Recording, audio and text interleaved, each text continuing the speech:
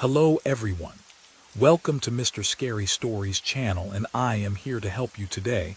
I know you use this video to fall asleep. So before that, like the video and subscribe to the channel. Also, where are you from and what time are you watching? Now get comfortable and relax. Story 1. Samantha Miller, a 32-year-old single mother, has just moved into a quiet, seemingly peaceful suburban town with her 6-year-old daughter, Emily. Samantha has spent years trying to build a life away from her troubled past. After a series of moves due to an abusive relationship, she feels as though she's found a sense of stability in this new home, a place where Emily can grow up in peace. The house is old, but Samantha is hopeful that this fresh start will allow her to heal, both emotionally and financially. They live in a neighborhood with tight-knit families and children who often play together in the streets. There's a sense of comfort in this, despite Samantha's lingering anxiety. Emily has just lost her first tooth, a moment Samantha hoped would bring joy, but little did she know it would mark the beginning of an unimaginable terror. It's a quiet evening when Emily comes to Samantha, excited about the tooth she has placed under her pillow. They joke about the tooth fairy, Emily mentioning how she's excited to get a special treat in exchange for her tooth. Samantha smiles, knowing this small tradition is something her daughter will cherish. But when Samantha checks under the pillow, there's no money, no shiny coin, nothing except a small, old-fashioned note with unsettling symbols written in a neat hand. The note simply reads, "One must pay for what they take." Samantha feels uneasy, but chalks it up to some other child's prank, perhaps a neighbor's child just messing around. The note is strange, but the next morning everything seems fine, except Emily wakes up feeling disturbed, describing a strange dream where a dark figure loomed over her bed. Samantha dismisses it as just a nightmare. As days pass, the peaceful neighborhood begins to feel different. Children, some around Emily's age, start to go missing. News reports trickle in, speaking of a series of disappearances, each child having recently lost a tooth. At first, the town dismisses these incidents as tragic, but when Samantha hears a chilling rumor about past disappearances, she begins to connect the dots.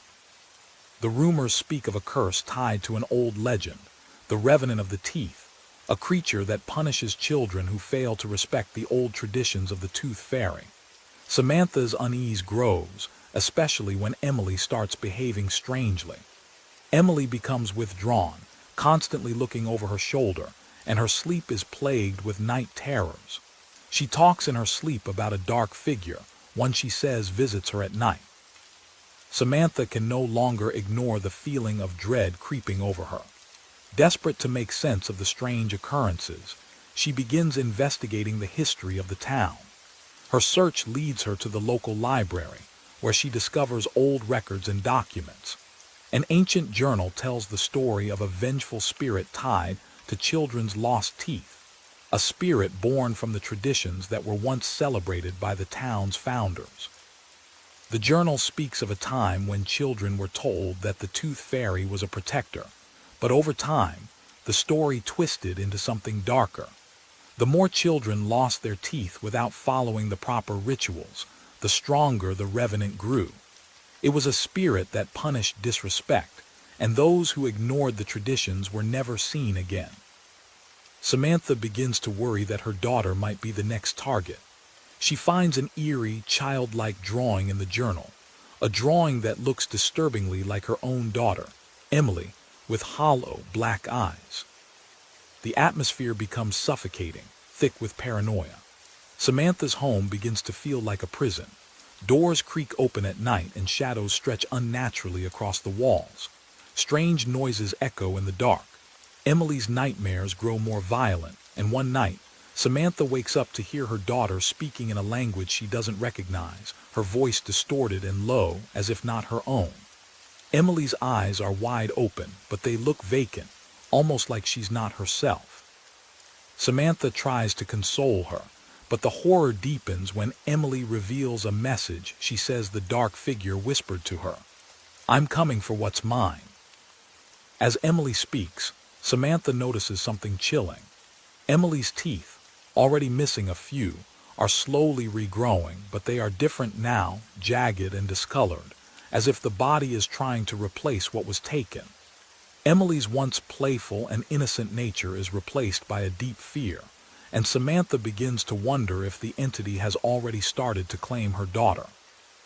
Samantha's investigation intensifies. She meets with an old town historian, Dr. Richard Warren, who has been researching the curse for years. He warns her that the revenant is not a mere fairy tale, it's real, and it thrives on the fear of the living. Dr. Warren shares a cryptic story of how the creature was once banished, but the banishment was incomplete. The revenant returns every few decades, and its wrath grows stronger with each cycle. He reveals that the only way to stop the creature is to uncover an artifact lost to time, an old relic that could prevent the revenant's power from consuming the town again. But the closer Samantha gets to finding the artifact, the closer the revenant gets to Emily. The story ends with a terrifying scene. Samantha, realizing that her daughter's life is at stake, prepares to confront the revenant. That night, after a horrific encounter with the creature in her own home, where the revenant's form becomes clearer, a twisted, monstrous thing made of shadows and hollow eyes, Samantha understands that she is running out of time. The figure warns her that the price of interference is high. The note Emily received wasn't just a warning, it was a summons. The revenant, it seems, has been waiting for someone like Samantha to come forward, someone with the bloodline to finish what was started long ago. After the chilling events of the night, Samantha's sense of dread has only deepened. She is no longer the same woman she was before the encounter with the revenant. The fear for Emily's life consumes her, but there is also a sense of urgency. Every hour, every minute feels as though they are running out of time. The bond between mother and daughter has always been strong, but now, it's the only thing keeping Samantha grounded in reality. Emily, however, is not herself. There is something unsettling about her eyes, empty, hollow, as if the very soul of the girl Samantha once knew has been replaced by something else. Her teeth continue to grow at an unnatural rate, jagged and sharp, as if the revenant's influence has already begun to claim her. It's clear now that the dark entity has marked her as its next victim. The girl who once laughed and played is slowly being replaced by a shell of her former self. Emily's behavior grows more erratic as she withdraws from her mother and isolates herself. She refuses to speak to anyone but the shadows, claiming that she has to be ready for something. Samantha finds herself losing her daughter bit by bit. One night, after yet another nightmare, Emily walks into the kitchen in a daze. She holds a small, battered tooth in her hand, one that doesn't belong to her, and places it on the windowsill without speaking. The image sends chills down Samantha's spine. The teeth she is collecting are not her own. Samantha tries to snap her out of it, but when she reaches for Emily's hand, she feels an icy coldness, a presence that is not her daughter's. Desperate for answers, Samantha turns to Dr. Richard Warren once again. This time, however, the historian's tone has changed. He seems more serious, even scared. His warnings are more urgent and his stories darker. He tells her that the revenant isn't just an entity tied to children's lost teeth. It is a curse passed down through generations. And the spirit isn't merely interested in the teeth itself, but in the very essence of the child. Once it claims a victim, the child becomes a vessel for the entity, the physical form of the revenant. Dr. Warren tells Samantha that there is one way to reverse the curse. They need to locate the relic, a cursed object tied to the origin of the revenant. According to legend, this object was once used to banish the revenant, but it was hidden away centuries ago, lost to time. He gives Samantha an old, cryptic map that might lead them to the relic, but there is a catch. Its location is shrouded in darkness, and those who seek it rarely return. As the conversation grows darker, Dr. Warren warns Samantha that they are running out of time. The Revenant's power grows stronger each day, and the longer Emily holds onto the cursed tooth, the more control the entity will have over her. Back at home, the strange occurrences escalate. Samantha finds herself witnessing increasingly bizarre and terrifying phenomena. Doors creak open on their own, objects are moved without explanation, and every reflection in the mirrors seems wrong, distorted, almost as if someone or something is lurking just beyond her vision. One night, Samantha is awoken by Emily's voice again, but this time it's different.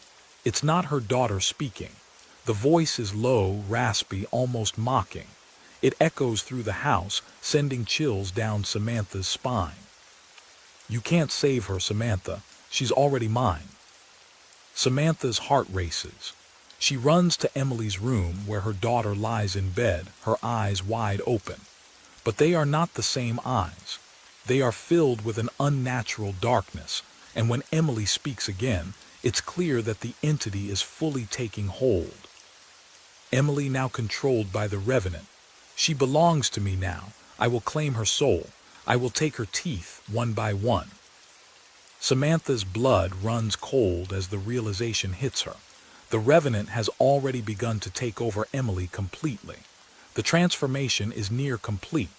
Samantha desperately tries to calm her daughter, but nothing she says seems to get through. The girl she once knew is gone. Determined to save her daughter, Samantha sets out to find the relic Dr. Warren described. Armed with the map, she ventures to the outskirts of town, to a place long abandoned.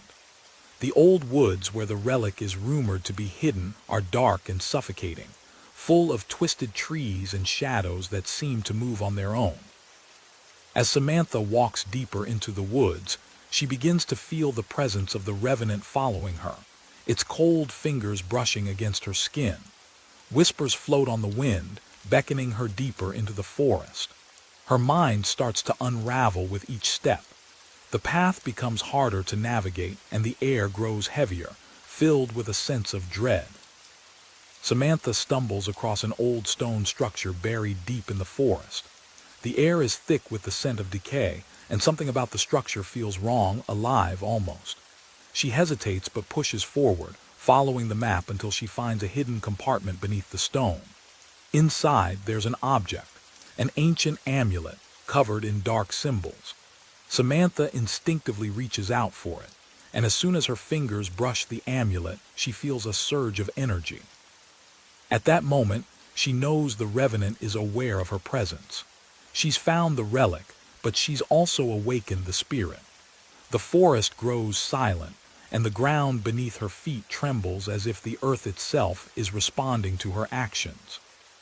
Before Samantha can leave, she is confronted by the Revenant, its form emerging from the shadows. It's no longer just a voice in her head.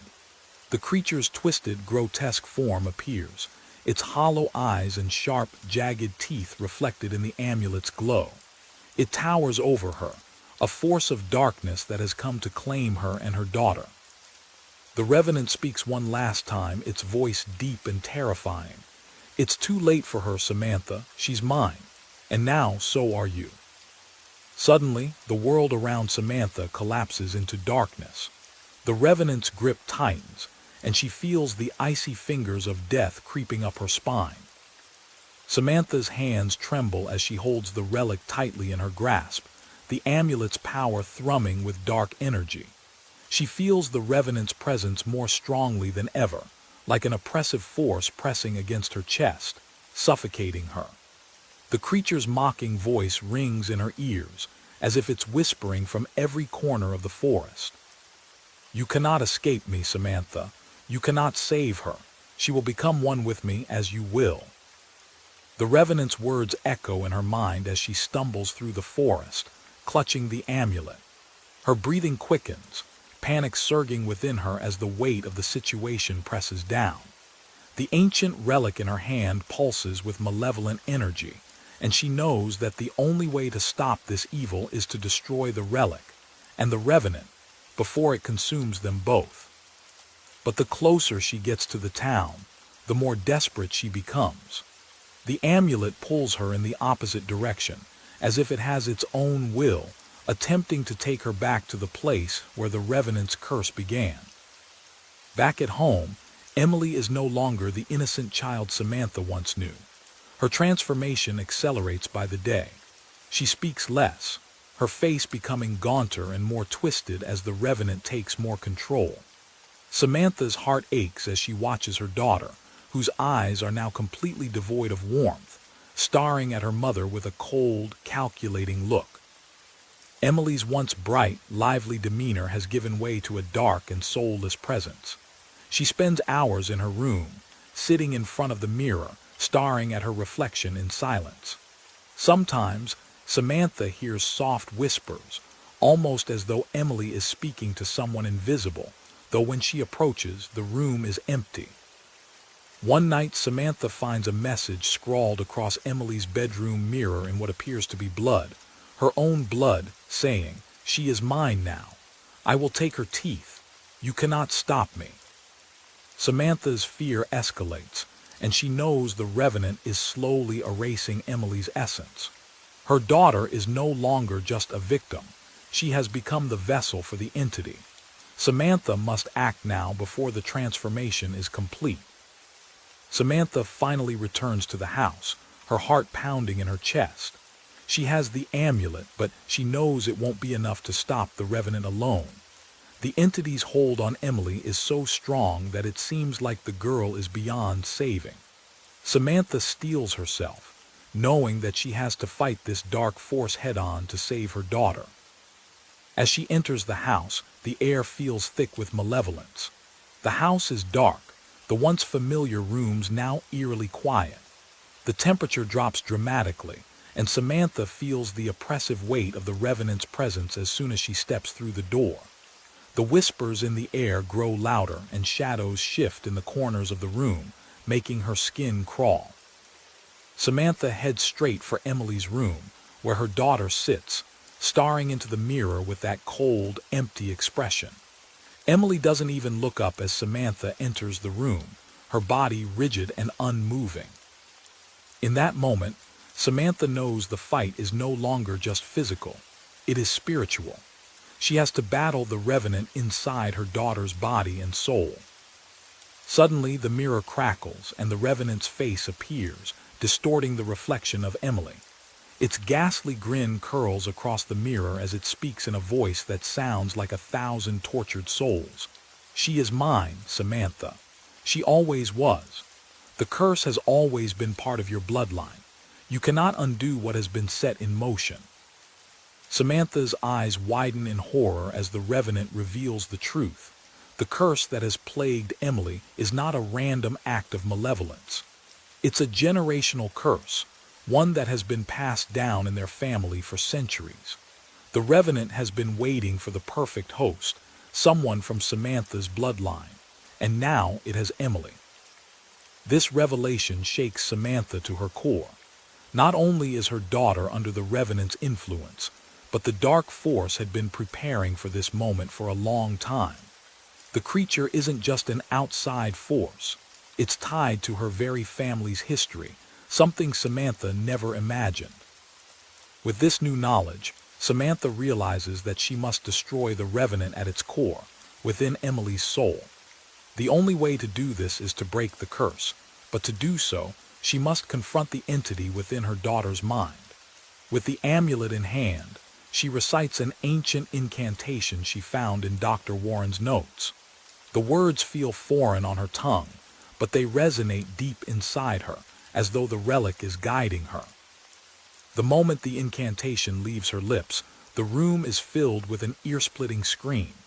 Emily's body jerks violently as the Revenant fights to maintain control. Samantha falls to her knees, her body trembling with the strain of holding onto the ritual. Emily's eyes snap open, filled with a mixture of terror and darkness. The battle for Emily's soul has begun. Samantha presses the amulet to Emily's chest, but the Revenant is relentless. The walls around them begin to shake, and the air grows thick with a suffocating darkness. The shadows in the room twist into monstrous shapes, and the very floor beneath them seems to pulse with an unnatural rhythm. The Revenant's voice is deafening as it taunts Samantha. "You cannot win. She is mine. You cannot save her. She is me." Samantha fights back, pushing all her strength into the incantation, praying that Emily can hear her. Slowly, with great effort, Emily's body stops jerking and the shadows around them begin to dissipate. For a moment, everything falls silent. Just as Samantha thinks she's succeeded, the Revenant's form reappears, this time as a twisted, monstrous version of Emily, her face contorted in agony. The entity lets out an earth-shattering scream as it lunges at Samantha. It's too strong, too powerful for Samantha to fight alone. With one final cry, Samantha forces the amulet into Emily's chest, where it begins to glow brightly. The room explodes with light, and for a moment, Samantha is blinded by the intensity of the light. When she opens her eyes again, everything is still. The shadows are gone. The house is silent, and Emily is lying on the floor, motionless. Samantha kneels beside Emily, her heart racing. The light fades, and the weight of the curse is lifted from the house. Emily stirs slowly, as if waking from a deep sleep. Her eyes, once clouded with the Revenant's darkness, are now clear and bright again. Samantha pulls her daughter into an embrace, sobbing with relief. The battle is over, but at a heavy cost.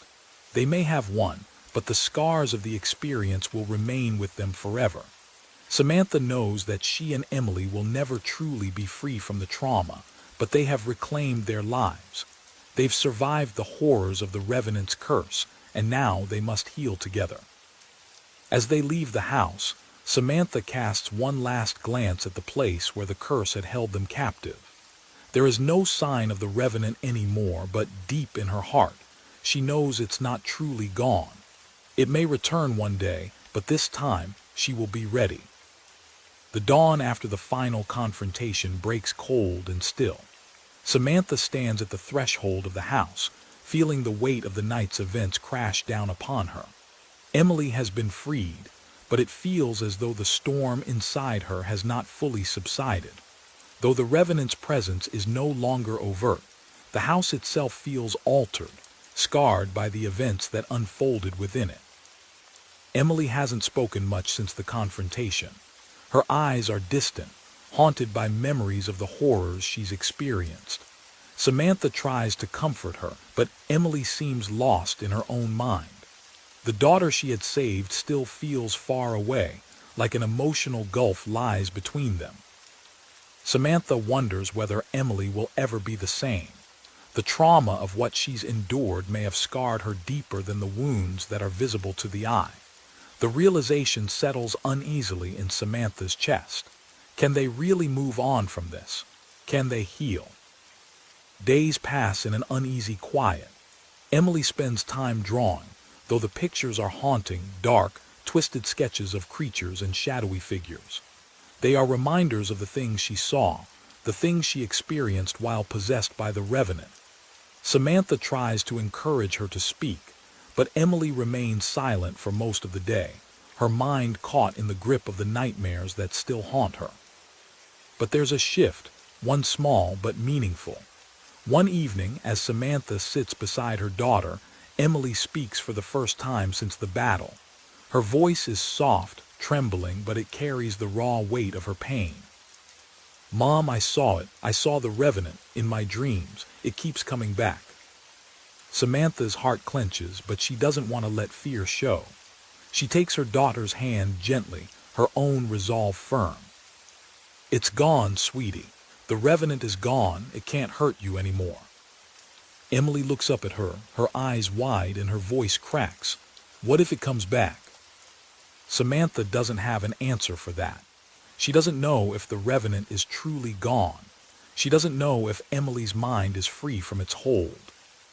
Despite the hope of their peace, an unsettling feeling still lingers in the air. Samantha tries to rebuild their lives, hoping for a fresh start, but everything is tainted by the memories of what happened. The house, once a home, now feels like a cage. Every creak of the floorboards, every whisper of the wind feels like the revenant's presence creeping into their lives again. One night, as the wind howls outside, Samantha hears Emily's voice in the hall. It's faint at first, barely audible, and Samantha dismisses it as the wind playing tricks. But then it comes again, louder this time. She rushes to her daughter's room, her heart pounding. Emily is standing in front of the mirror again, her face blank and empty, the shadows swirling around her. "Mom, it's back. It's inside me again." The words freeze Samantha in place. Her worst fear has returned. Samantha rushes to her daughter's side, trying to shake her from the trance. Emily's body jerks violently as if something invisible is tugging her soul back into the grip of the revenant. Samantha can feel the pull, the oppressive weight of the dark force trying to break through Emily's body. But this time, something is different. The revenant, it seems, has evolved. It's no longer a spirit bound by the laws of the living. It has learned, adapted, and now it is far stronger than it was before. It isn't just trying to take control of Emily's body, it's trying to resurrect itself through her. The revenant is no longer simply a haunting presence. It's a dark force trying to break into the world once again, to walk the earth in flesh and bone. Samantha realizes the horrifying truth. The revenant has learned to merge with Emily, to take on a more tangible form. The child she once knew has become a vessel for this dark entity, one that has now fully fused with her, preparing to return as something more terrifying than ever before. Samantha grabs the amulet, hoping the relic will work once again. But as she holds it, the amulet flickers weakly, its light dimming. The revenant's malevolent energy is so strong now that it has already begun to warp the power of the amulet. What once could banish the entity is now nothing more than a token of the past. It has lost its potency. Desperation rises in Samantha's chest as she realizes that the amulet will not save them this time. The power of the revenant has outgrown its original curse. It is no longer simply an ancient evil. It has evolved, becoming more insidious, more dangerous. Samantha must find a new way to fight back, one that doesn't rely on old relics or ancient rituals. The moment the last of the amulet's light fades, the revenant fully manifests within Emily's body. The girl's body transforms into something unrecognizable. Her face elongates, her limbs twist, and a grotesque, monstrous figure emerges in her place. Emily's eyes, once innocent, are now completely black, her pupils consumed by the darkness of the revenant. The girl's once delicate features are now warped into an image of horror. Samantha watches in horror as the revenant's spirit rises from within her daughter's body. It towers over her, a demonic figure wreathed in shadows, with twisted, grotesque limbs and a mouth that stretches impossibly wide. The revenant is no longer a mere ghost, but a creature of flesh and nightmare, a being who has gained full control over Emily's body. The revenant speaks, its voice an eerie combination of Emily's soft tones and a deeper, more menacing growl. "You failed, Samantha. Your daughter is mine now. You cannot stop me. You never could." With no time left, Samantha musters every ounce of courage within her. She reaches into her pocket and pulls out an old piece of paper, notes from Dr. Warren, detailing a ritual he had discovered. It's a desperate attempt to trap the revenant in an alternate plane, cutting off its connection to the physical world. The ritual requires great sacrifice. Samantha must use her own life force to sever the revenant's hold on Emily, essentially trapping both the entity and her daughter in a place where neither can return. Samantha knows this could be the end. There is no guarantee the ritual will work, and if it fails, she may lose Emily forever. As the revenant advances toward her, grinning wickedly, Samantha begins the incantation. The world around her shifts, growing darker as the air thickens with the revenant's anger. The house trembles as the very fabric of reality seems to bend under the weight of this dark power. Samantha focuses on Emily, Her daughter's face the last thing she holds on to as she pours everything she has into the spell. The ritual reaches its climax. The revenant screams in fury as the dark energy surrounds them, trying to break free. Samantha, feeling her own strength fade, knows this is her last chance. With one final cry, she channels everything into the incantation, pushing both herself and the revenant into the dark void. The house goes silent. When Samantha opens her eyes, the revenant is gone. But so is Emily. Samantha awakens to a world that is no longer hers. She feels cold, physically and emotionally, as though her very soul has been torn apart. The house, once filled with the sounds of everyday life, is now eerily silent. She's lying on the floor, the remnants of the ritual's final moments lingering like smoke in the air. The walls are cracked, the ceiling sagging under the weight of an unimaginable evil. But something is wrong. As Samantha sits up, she realizes that the revenant is not gone. The presence she felt in the house, the shadow of malevolence, still lingers. She can feel its eyes upon her. Though no physical form is present, she knows that something remains. The ritual was supposed to banish the revenant, to trap it away forever.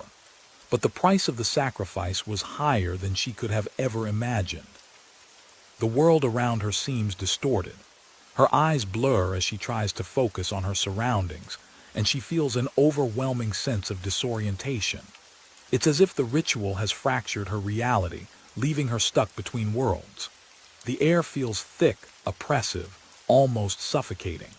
She stumbles to her feet, desperately trying to cling to any semblance of reality, but nothing feels real anymore. Every shadow in the corner of the room seems to move.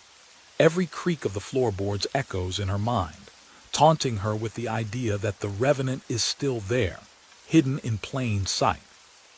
Samantha's sanity begins to fray as she spirals deeper into paranoia.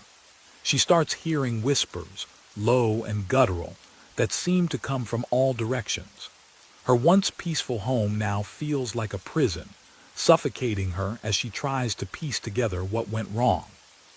She begins to question everything. Did she really save Emily? Or did she trap them both in a world of darkness from which there is no escape? Days pass, and Samantha's mental state deteriorates. She no longer feels the warmth of the sun. Her world is gray and cold.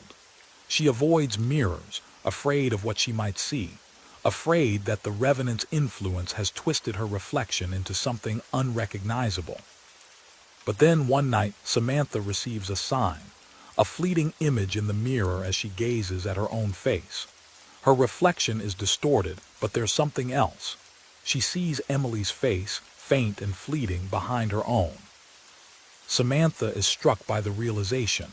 The revenant did not leave. It never left. Instead of trapping the spirit, the ritual has only made their connection stronger. The revenant now shares a part of her, just as it shared Emily's body. The line between mother and daughter, between reality and nightmare, is growing thinner with each passing moment. Samantha can feel it. She is no longer in control of her own body, her own mind. A dark, insidious force is claiming what little remains of her humanity. It is during one of Samantha's darkest nights that Emily finally returns, though she is no longer the girl she once was. Her eyes are empty, devoid of the life and innocence they once held. She walks into the room, her movements slow and deliberate, almost as if she's being controlled by an invisible force. Samantha's heart skips a beat. This is not her daughter. "Mom," Emily whispers, but her voice is not hers. It is hollow and void of emotion. "You were supposed to save me, but you only made it worse." The revenant's voice spills from Emily's mouth, a guttural distortion of the child she once was. The girl's face flickers. Now Samantha sees her daughter's face, and then it morphs into something else, something dark, something twisted. Samantha takes a step back, terrified and broken. "No, Emily." But the words are lost. Emily's form contorts unnaturally, her limbs elongating, her body twisting into a grotesque silhouette of the demon she's become. Her voice, if it can even be called that, becomes a hideous cacophony of growls and shrieks. Samantha realizes that the revenant has fully merged with Emily, that there is no longer a line between the two. The girl she loved is gone, and in her place stands a vengeful spirit capable of unimaginable horror. Desperation fills Samantha as she grasps at the remnants of the power she once had. She refuses to lose her daughter. She won't accept that this monstrosity standing before her is all that remains of Emily. With trembling hands, Samantha grabs the final relic, the journal she had found in Dr. Warren's notes, a journal that contains the last vestiges of an old ritual meant to sever the spirit's hold on the body completely. The journal describes a method to reverse the merging of souls, but it requires an even greater sacrifice, one that Samantha is not ready to face. Samantha takes a deep breath, knowing that she must face the ultimate choice. To save her daughter, to reclaim Emily's soul, she may have to sacrifice her own. She could destroy the revenant for good, but in doing so, she risks losing herself completely, her life, her soul, everything that makes her human. As the revenant's form inches closer, its claws extending toward her, Samantha begins the incantation, her voice shaking as she speaks the ancient words. "Please, Emily, please come back." As the incantation takes hold, the room becomes a battleground between light and darkness. The shadows swirl violently around them, pushing against the forces of good, but Samantha holds fast. The air crackles with energy, the power of the ritual pulling both her and Emily toward the brink of oblivion. The revenant shrieks in agony, its form flickering and twisting as the soul of Emily fights to break free. But the battle is not over yet. The revenant, now in its full monstrous form, fights back with every ounce of its dark power. It lashes out, sending waves of pain through Samantha's body, but she pushes through, continuing the incantation even as her strength wanes. For a moment, everything goes black. When the darkness fades, Samantha finds herself in an empty void. Her body feels weightless, her mind detached from the physical world. She can't tell if she's alive, if this is real, or if it's all just a nightmare. Suddenly, a figure appears before her, Emily. The girl stands in the distance, her eyes full of sadness and longing. "Mom," Emily whispers, her voice faint, "you saved me." Samantha's heart breaks, but as she reaches out to her daughter, the figure fades away, vanishing into the darkness. Samantha's final realization hits her like a wave. The battle has cost her everything. She has freed Emily's soul, but in doing so, she has given up her own. Samantha's body feels cold, her limbs stiff, as though she's no longer fully part of the world. The weight of the ritual presses heavily on her chest as she stands in the void, separated from everything she once knew.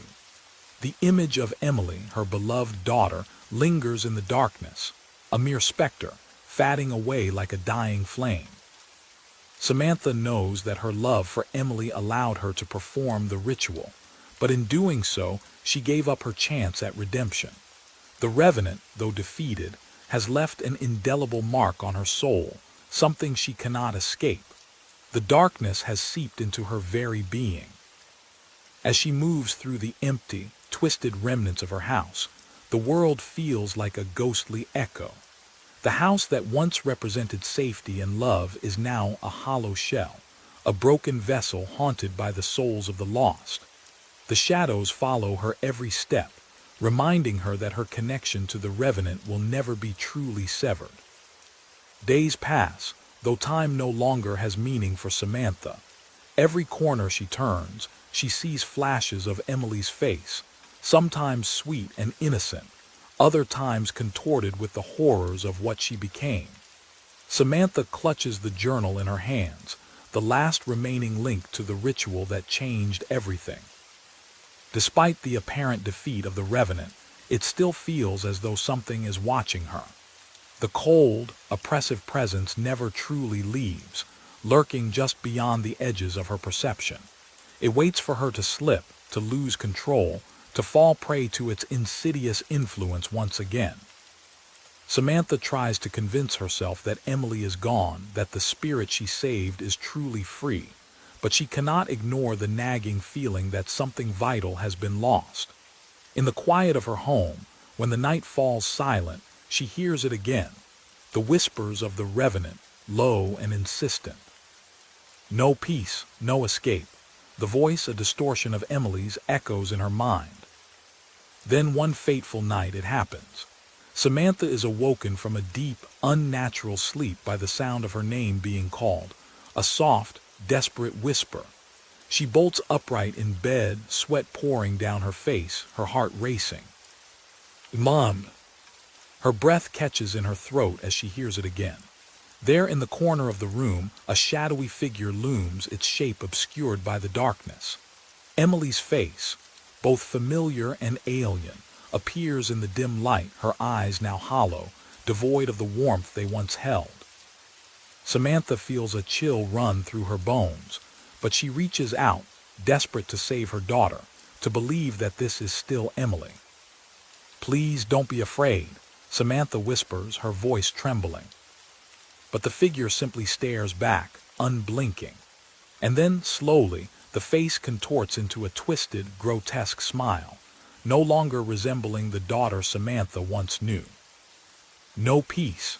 The revenant's voice growls from Emily's mouth, a guttural sound that chills Samantha to her core. Samantha stumbles backward, heart pounding. She realizes that the revenant has not been banished, not truly. It has simply gone dormant, lying in wait for the right moment to reemerge. This spirit, this curse, has wrapped itself around the very soul of her daughter, and it is now coming for her, coming for the last remnants of her humanity. She knows what she must do. In the final moments of clarity, as the revenant steps toward her, Samantha makes her decision. She cannot live in a world where her daughter's soul is lost forever, and she cannot bear the thought of her own existence being forever consumed by this darkness.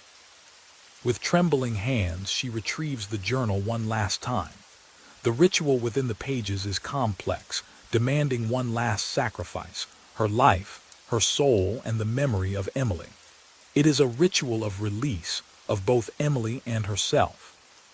Samantha recites the words, her voice steady despite the fear clawing at her chest. The room shakes as dark energy swirls around them, a final battle between light and shadow. The revenant's form flickers, its influence over Emily's body growing weaker as the ritual takes hold. But in those final moments, as Samantha feels her life slipping away, she sees Emily, her real daughter, standing in the light. The specter of the revenant fades, and for a brief moment, Emily smiles at her, her eyes full of love and gratitude.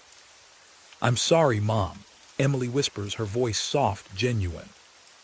The revenant lets out a deafening screech as it is torn from Emily's body, its shadowy form disintegrating in the air. Samantha collapses to the floor, her body growing weak, her vision darkening as the last remnants of her soul slip away. When the house is finally silent, the ritual complete, Samantha is gone, her body cold and lifeless. But the dark energy that once pervaded the house has dissipated, leaving behind a stillness that has not been there for a long time. Emily wakes, her head pounding, her body exhausted. She is no longer under the influence of the revenant, her soul freed from the curse that has haunted her since birth. But as she stands in the ruins of their home, she feels the weight of what has happened, the sacrifice her mother made to save her.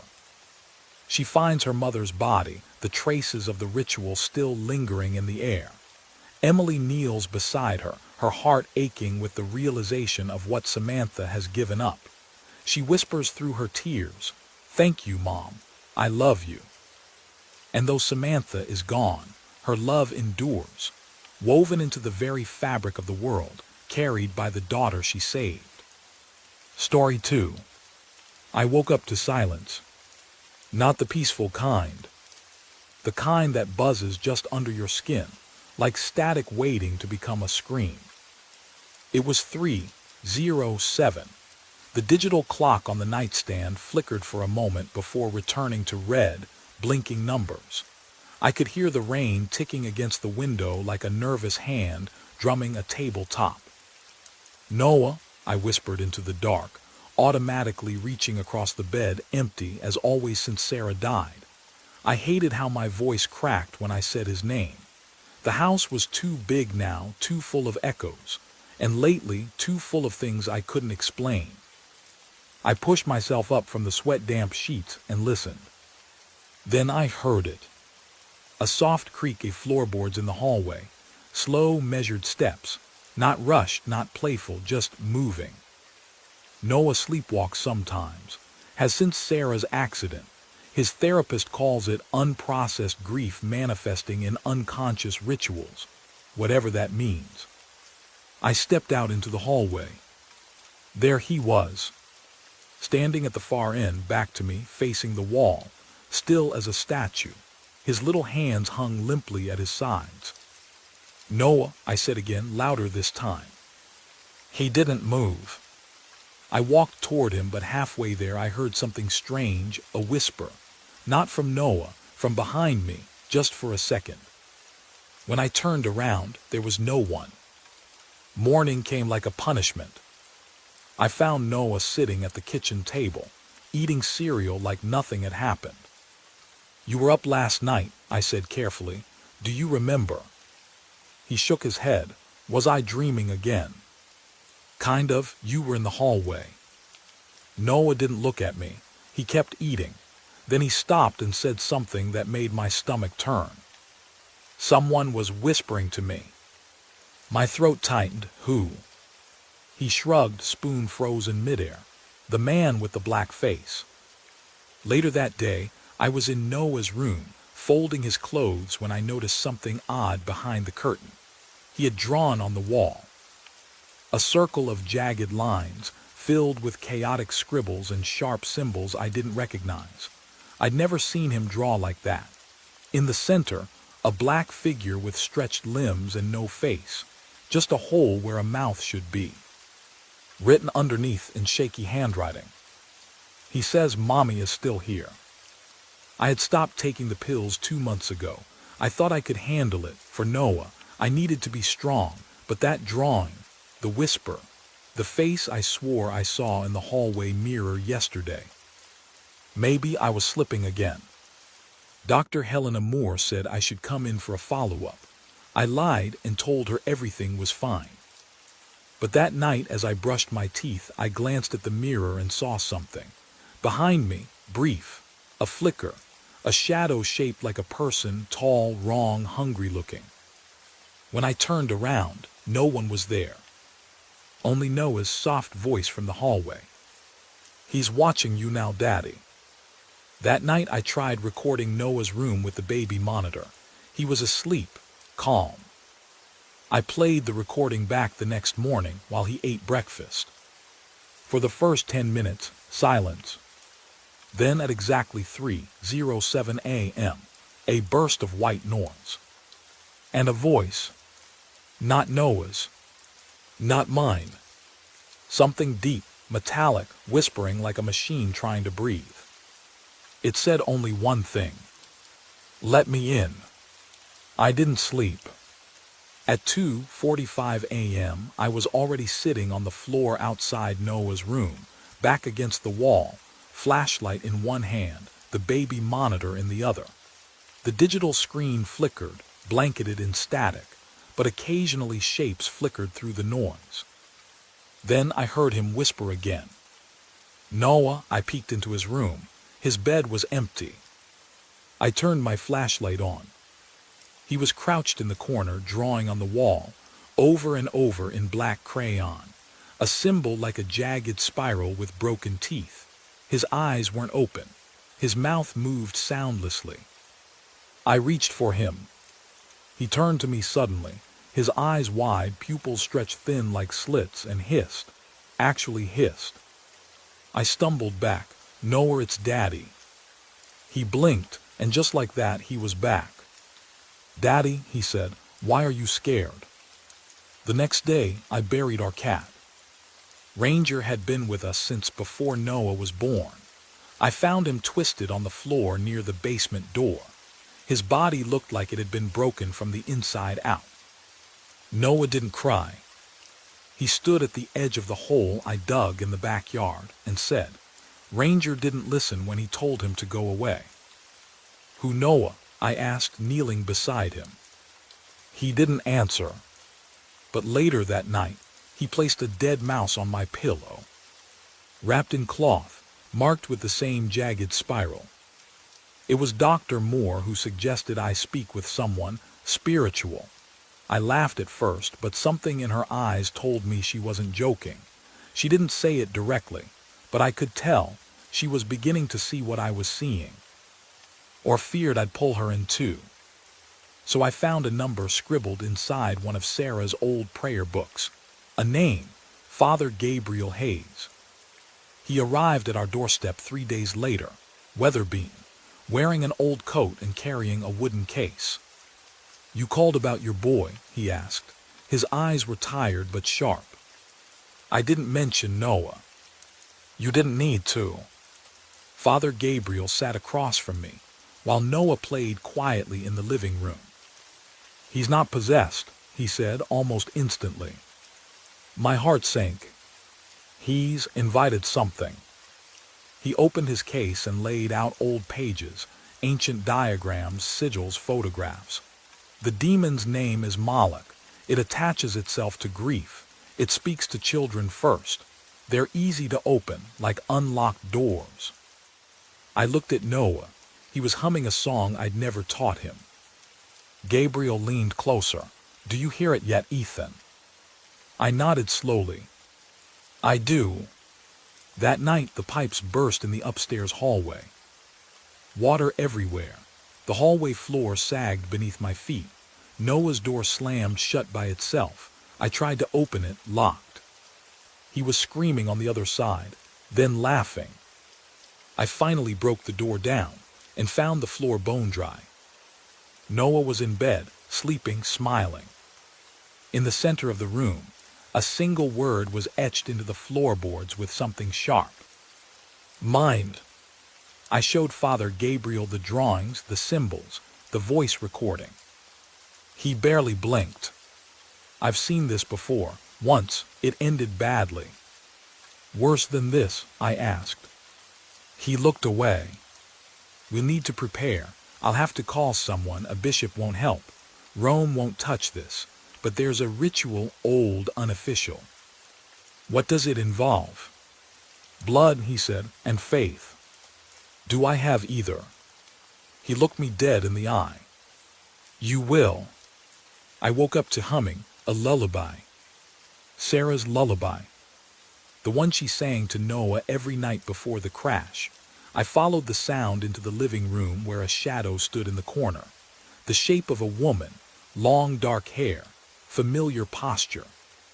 I whispered, "Sarah." She turned and I saw the thing's face.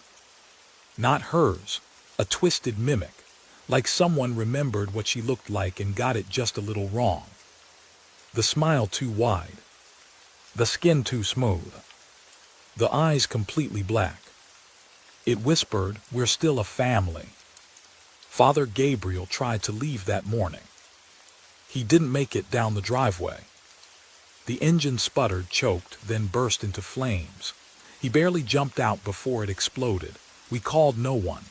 The phones were dead, the internet gone, no cell signal. It was as if the house sealed itself. Noah watched the burning car from his bedroom window. He whispered, "You can't run. He'll just follow you into the dark."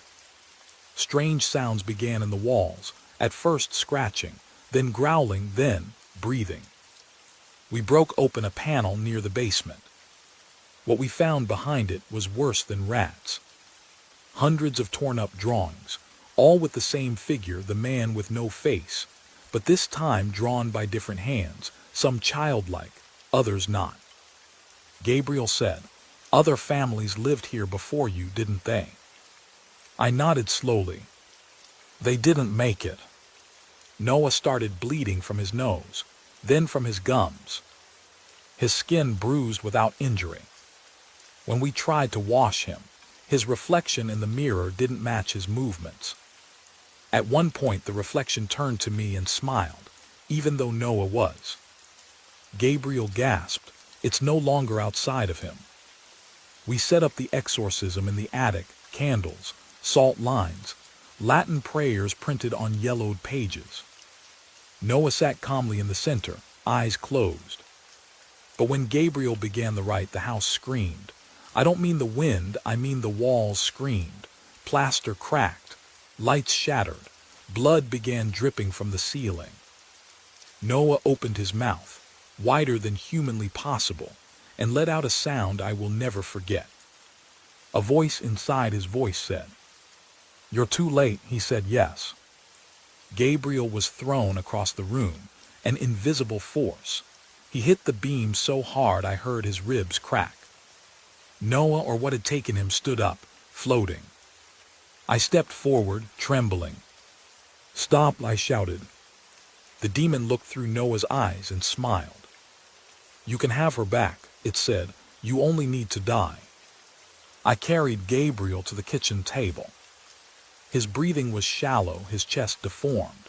I tried to dress the wounds, whispering, begging, but he grabbed my wrist.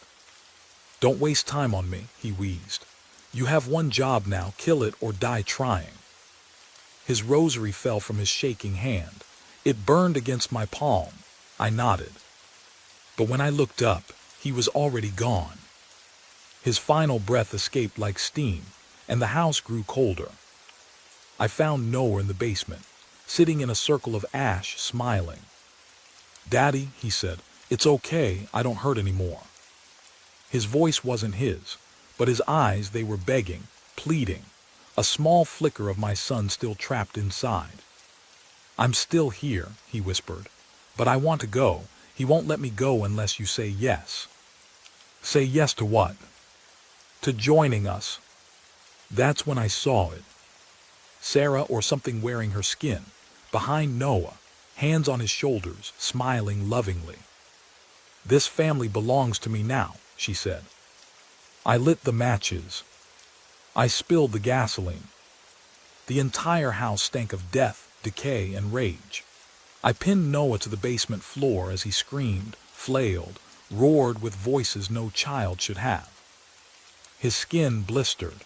The sigil began to burn from under it. "I'm sorry," I cried.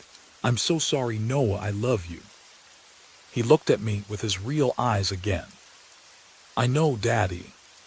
The house exploded into fire. I held Noah to my chest, shielding his face.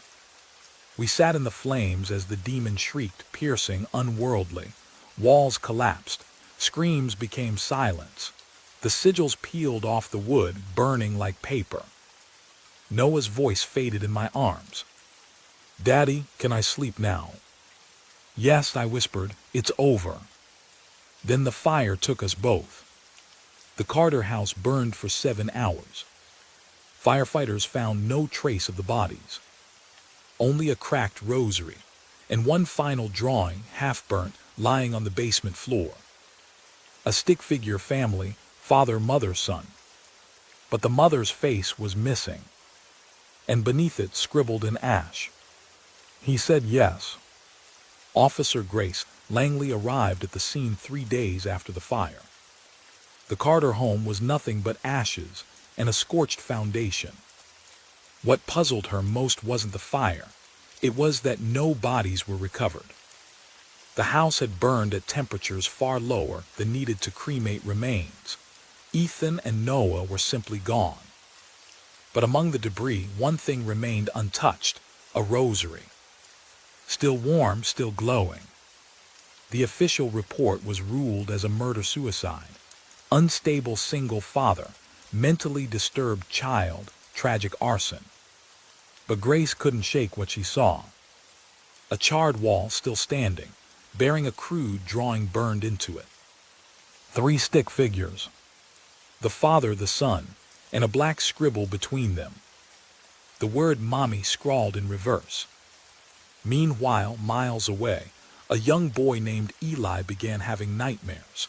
Nightmares of a man with a bleeding face, of a boy calling for help through mirrors.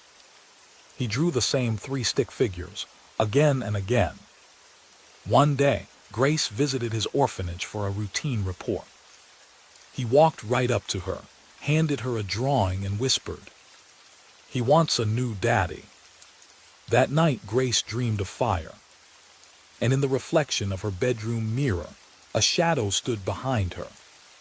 Not moving, not blinking, just waiting. Daniel Rivers, a single father still grieving the loss of his wife, moves to a rural town with his daughter Leela, hoping to rebuild their lives. He buys a newly built home on cheap land. No one tells him it was once the Carter property. Locals avoid the place, but Daniel doesn't believe in superstition. Not yet. The first sign is a drawing, Leela's, of 3 stick figures, but the third figure is a scribbled black mass. She calls it the Watcher. Then the mirrors begin showing things that aren't there. Leela talks to herself more and more. Whispers come from under her bed. Daniel finds her sleepwalking one night, whispering. Noah says it's okay. He said yes. Daniel uncovers remnants from the old house buried beneath their foundation. A charred rosary, a melted toy car, and half of a child's drawing. Then the dreams start. He sees a man burning alive, holding a child. A woman with black eyes smiling through the flames. And always, the voice whispering, "Say yes." Leela disappears one night. Daniel finds her in the basement, drawing symbols on the floor. In her voice, and something else's, she says, "Daddy, we can be a family again. All you have to do is die." The lights flicker, the house groans. The demon is reborn. As Daniel struggles between saving Leela or surrendering to the entity, the house's walls crack open, revealing more drawings, more sigils, more screams buried in wood. The voice returns, louder than ever. "Say yes." And somewhere, under the floorboards, Ethan Carter's burnt journal waits to be found. Story 3. The sun burned golden over the wide Alabama plains as 2 little girls ran barefoot through the high grass behind the William farmhouse. The sound of their laughter danced with the wind, pure, innocent, eternal.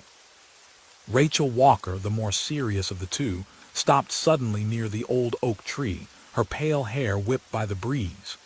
"Let's bury something," she said. Emily William tilted her head. "Like what?" "Our promise," Rachel said with a proud grin. She had seen it in a movie once, girls burying a memory, a pact, so they'd never forget each other. She pulled from her pocket a small silver locket. "I'll put this in. You have to put something too." Emily hesitated, then untied the red ribbon from her wrist. "This was my mom's," she whispered. Together, they dug a shallow hole at the base of the tree with their hands and buried the ribbon and the locket wrapped in an old handkerchief. They never spoke of it again. But the earth remembered. 15 years later, Rachel stood in the cold hospital hallway, gripping the edge of her cardigan as if it could shield her from what she'd just heard.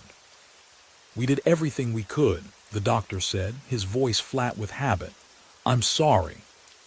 Her son Eli was gone. One moment a healthy, laughing 6-year-old, the next, a seizure in his sleep. No warning, no signs. Rachel collapsed into the hallway chair, a sound escaping her throat that wasn't quite human. Her world cracked. Her body shook with grief.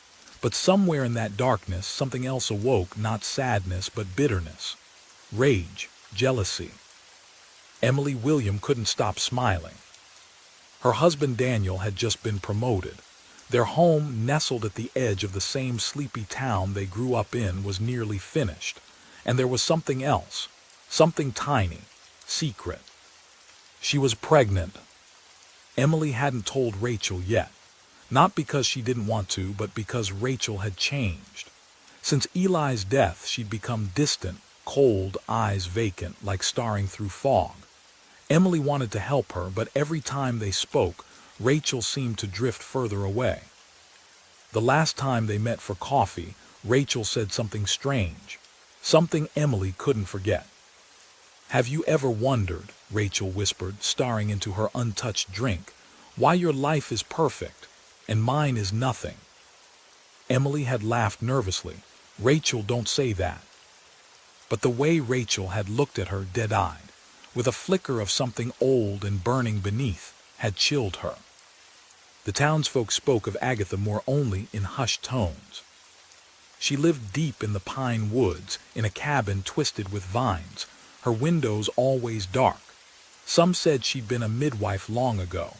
Others said she spoke to things not of this world. Rachel walked the path to her one foggy evening, carrying nothing but Eli's sock and a lock of her own hair. She knocked once. The door creaked open on its own. Inside, Agatha stood by a fireplace that hadn't burned in years. She looked Rachel up and down, then spoke in a voice like rustling leaves. "You've already made the choice. I can feel it. You're not here for comfort." Rachel nodded slowly. "I want her to suffer. I want her life to fall apart." Agatha lit a candle and whispered something in a language Rachel didn't understand.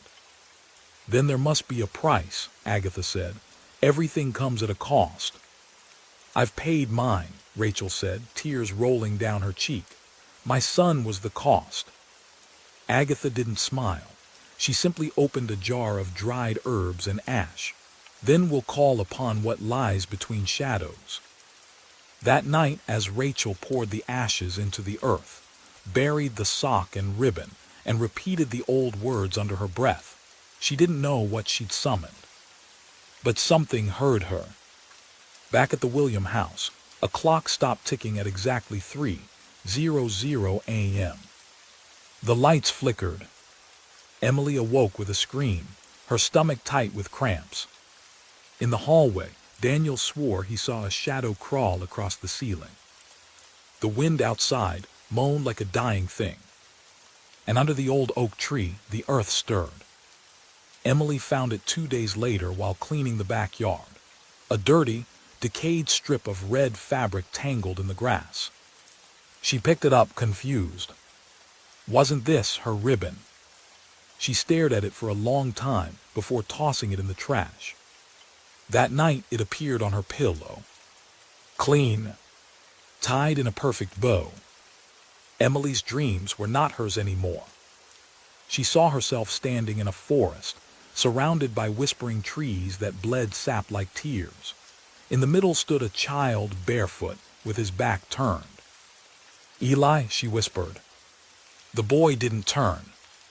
When she moved closer, he slowly raised his head, his face covered in ash, eyes completely black. He opened his mouth, but instead of words, a low growl rumbled from within.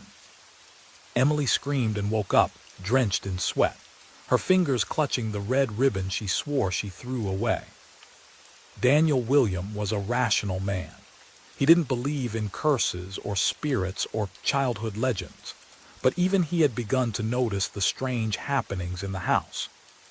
The cold spots, the way mirrors fogged with handprints, the sound of scratching behind the walls like something with claws. He found Emily in the nursery, staring at the crib, whispering to herself. "I don't know if it's real," she said without looking up, "but I feel like something is inside the house, watching us." Daniel tried to comfort her. "It's just stress. You haven't slept right since the pregnancy started." But she only shook her head. "It's not the pregnancy. Something wants us." The next morning, Daniel found scratches on the inside of the nursery door. Long, deep grooves, like something had tried to claw its way out. He stared at them, sickened. "Raccoon," he muttered, though he knew no animal could get into that room. When Emily saw the scratches, she paled and ran to the bathroom to vomit. On the mirror, written in steam, were the words, "It's not yours." Rachel visited Emily that afternoon unannounced. She brought flowers, lilies, like the ones placed at Eli's funeral. "I thought I'd check on you," she said sweetly. Emily gave her a tired smile, though her gut twisted the moment Rachel stepped in. Her presence felt heavier now. The air grew thick around her. Rachel touched her belly gently. "How's the baby?" Emily pulled back slightly. "Growing." Rachel nodded, eyes gleaming. "That's good. You must feel very lucky." There was a pause. Then Rachel leaned in close and whispered, "You should cherish every heartbeat. You never know when it'll be the last." Emily didn't respond, but that night she cried into Daniel's chest. "She scares me. Rachel is Rachel anymore." At 3:00 a.m., Emily heard a giggle outside the nursery. When she opened the door, she saw a boy standing in the hallway, pale, dirt-covered, eyes shining like wet coal. "Mommy?" he asked. She backed away, shaking her head. "Eli." But the boy vanished before her eyes. Daniel heard nothing. The next day, Emily found a small, muddy footprint on the white rug. Emily sought answers. Out of desperation, she tracked down Agatha Moore, the old woman everyone whispered about. Agatha took one look at Emily and her face went ashen. "You shouldn't be here." "Please," Emily begged. "Something's wrong with my baby, with my house." Agatha motioned for her to sit. "There is something inside you," she said. "Not just the child, you're marked." Emily froze. "Marked?" Agatha nodded. "Someone gave your name to the ones that dwell in the between. A jinn now walks behind you, waiting for its time." Emily stared, horrified. "Why?" Agatha's voice was a whisper. "Because someone gave it a reason." In Rachel's home, a dark altar had begun to take shape. Candles, bones, symbols painted in blood. She sat in the center, chanting, staring at Eli's picture. "I offer her joy in exchange for mine," she whispered. "I offer her child in return for my own." Outside, thunder cracked the sky open. Emily collapsed during dinner. Blood soaked her dress, not from a miscarriage, but from everywhere. Her nose, eyes, even her pores. Doctors found nothing. Ultrasound showed the baby perfectly healthy. "She should be dead," one nurse whispered, terrified. But Emily lived. And so did the thing inside her. One night, Daniel woke to whispers crawling through the vents. He followed the sound to the attic. There, carved into the walls, were dozens of names, most unreadable except one. Emily William. As he stared, a voice hissed behind him. "She belongs to us now." The William house became a vortex of terror. Emily saw Eli's ghost more often, but now he was angry. He'd cry, then scream. His face would shift into something monstrous. Doors slammed on their own. Appliances turned on and off. Daniel began sleepwalking, waking up in the woods barefoot and bleeding. And above the old oak tree, the sky always seemed darker. Rachel sat across from Father Thomas, her hands wrapped tightly around a cup of tea, untouched and long cold. "I didn't mean for it to go this far," she muttered, eyes hollow. Father Thomas narrowed his gaze. "What did you do, Rachel?" She hesitated. "Then I made a pact." The priest leaned forward. "With who?" Rachel looked up, a tear slipping down her cheek. "Not who, what? I asked them to bring Eli back. I gave them a name. I didn't know she'd be pregnant. I didn't know it would take root." Father Thomas crossed himself slowly. "You've unleashed something unholy." Rachel shook her head. "It was already unholy. I just gave it an address." Emily dreamed of walking into a mirror. On the other side, the nursery was filled with water. Floating inside was her unborn child, still and silent. A dark figure stood nearby. It had no face, but it whispered with many voices. "You were chosen," it hissed. "Chosen for what?" she asked. The creature stepped forward. "Chosen to birth the bridge." She woke screaming, and this time, Daniel believed her. Daniel brought Father Thomas to the house. The priest walked through silently, pausing near the nursery. He placed his palm on the door and whispered, "It's strong here." Emily told him everything, the dreams, the shadows, the ghost of Eli, the bleeding. Father Thomas knelt and began to pray.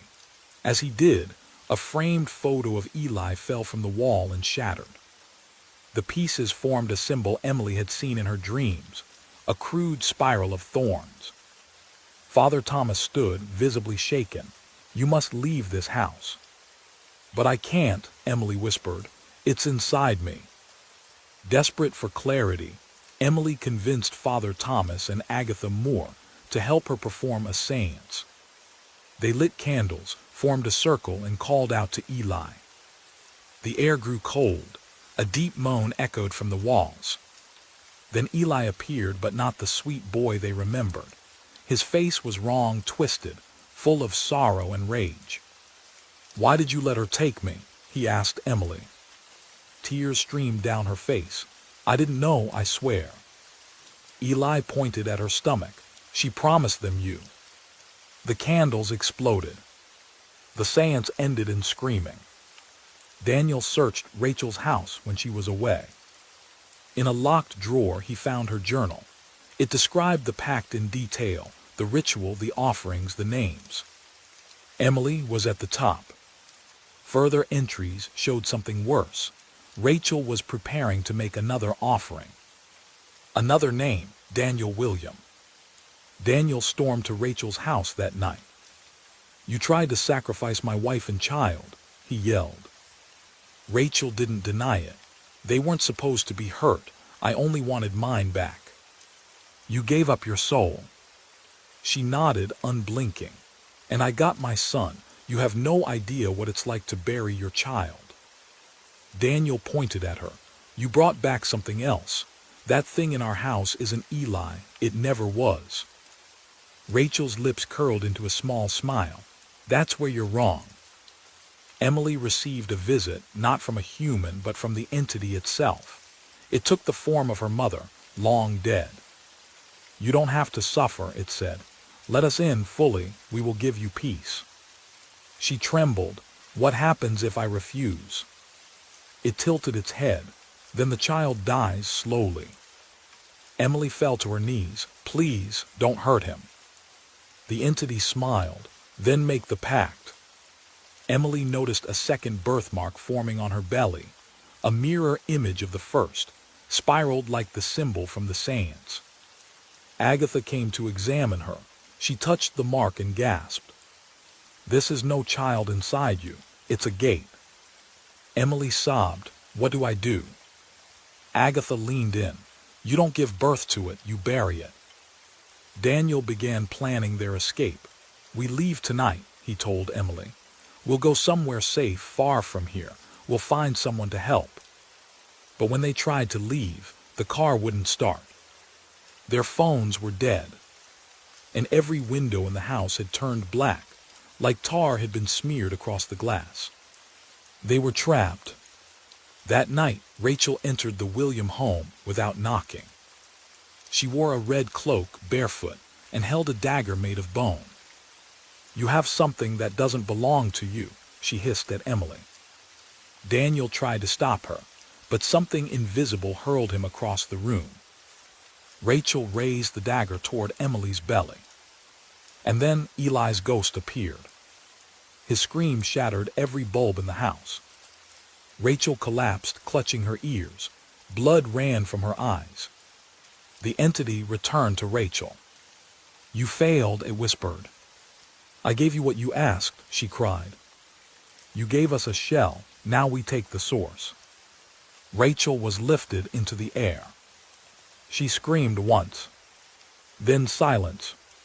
Her body hit the floor with a dull thud. Emily and Daniel tried every door, every window. All were sealed shut, as though the house had sunk into a different realm entirely. Agatha Moore arrived in secret, slipping past the barriers through a hidden crawl space she'd known as a child. The William house was built on land once used for rituals, long before the town existed.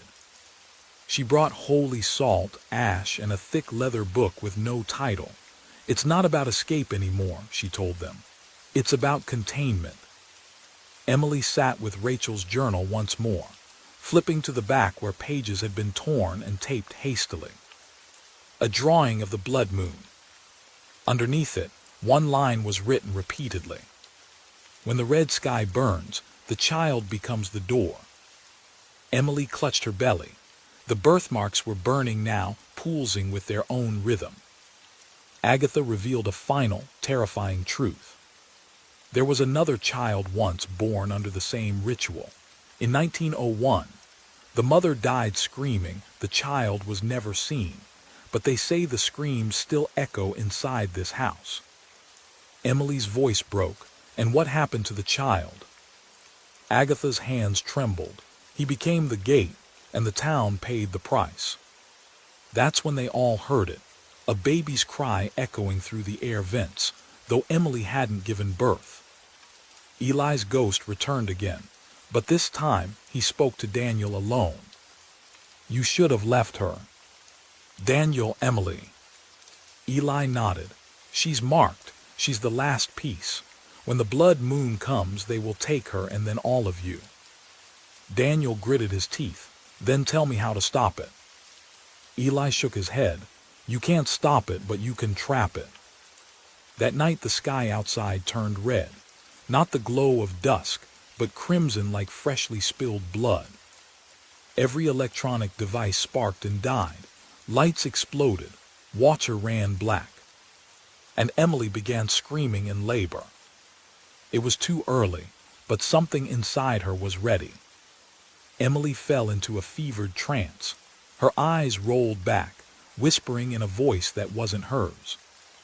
Agatha and Daniel laid her down and began the ritual from the old book, revering Rachel's original pact. But it was too late.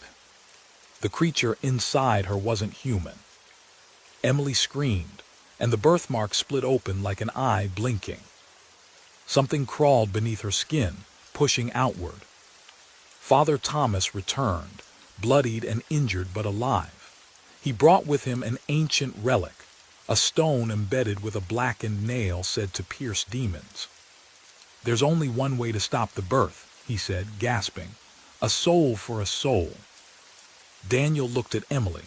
No, there has to be another way. But Emily nodded. It's me or the world, isn't it?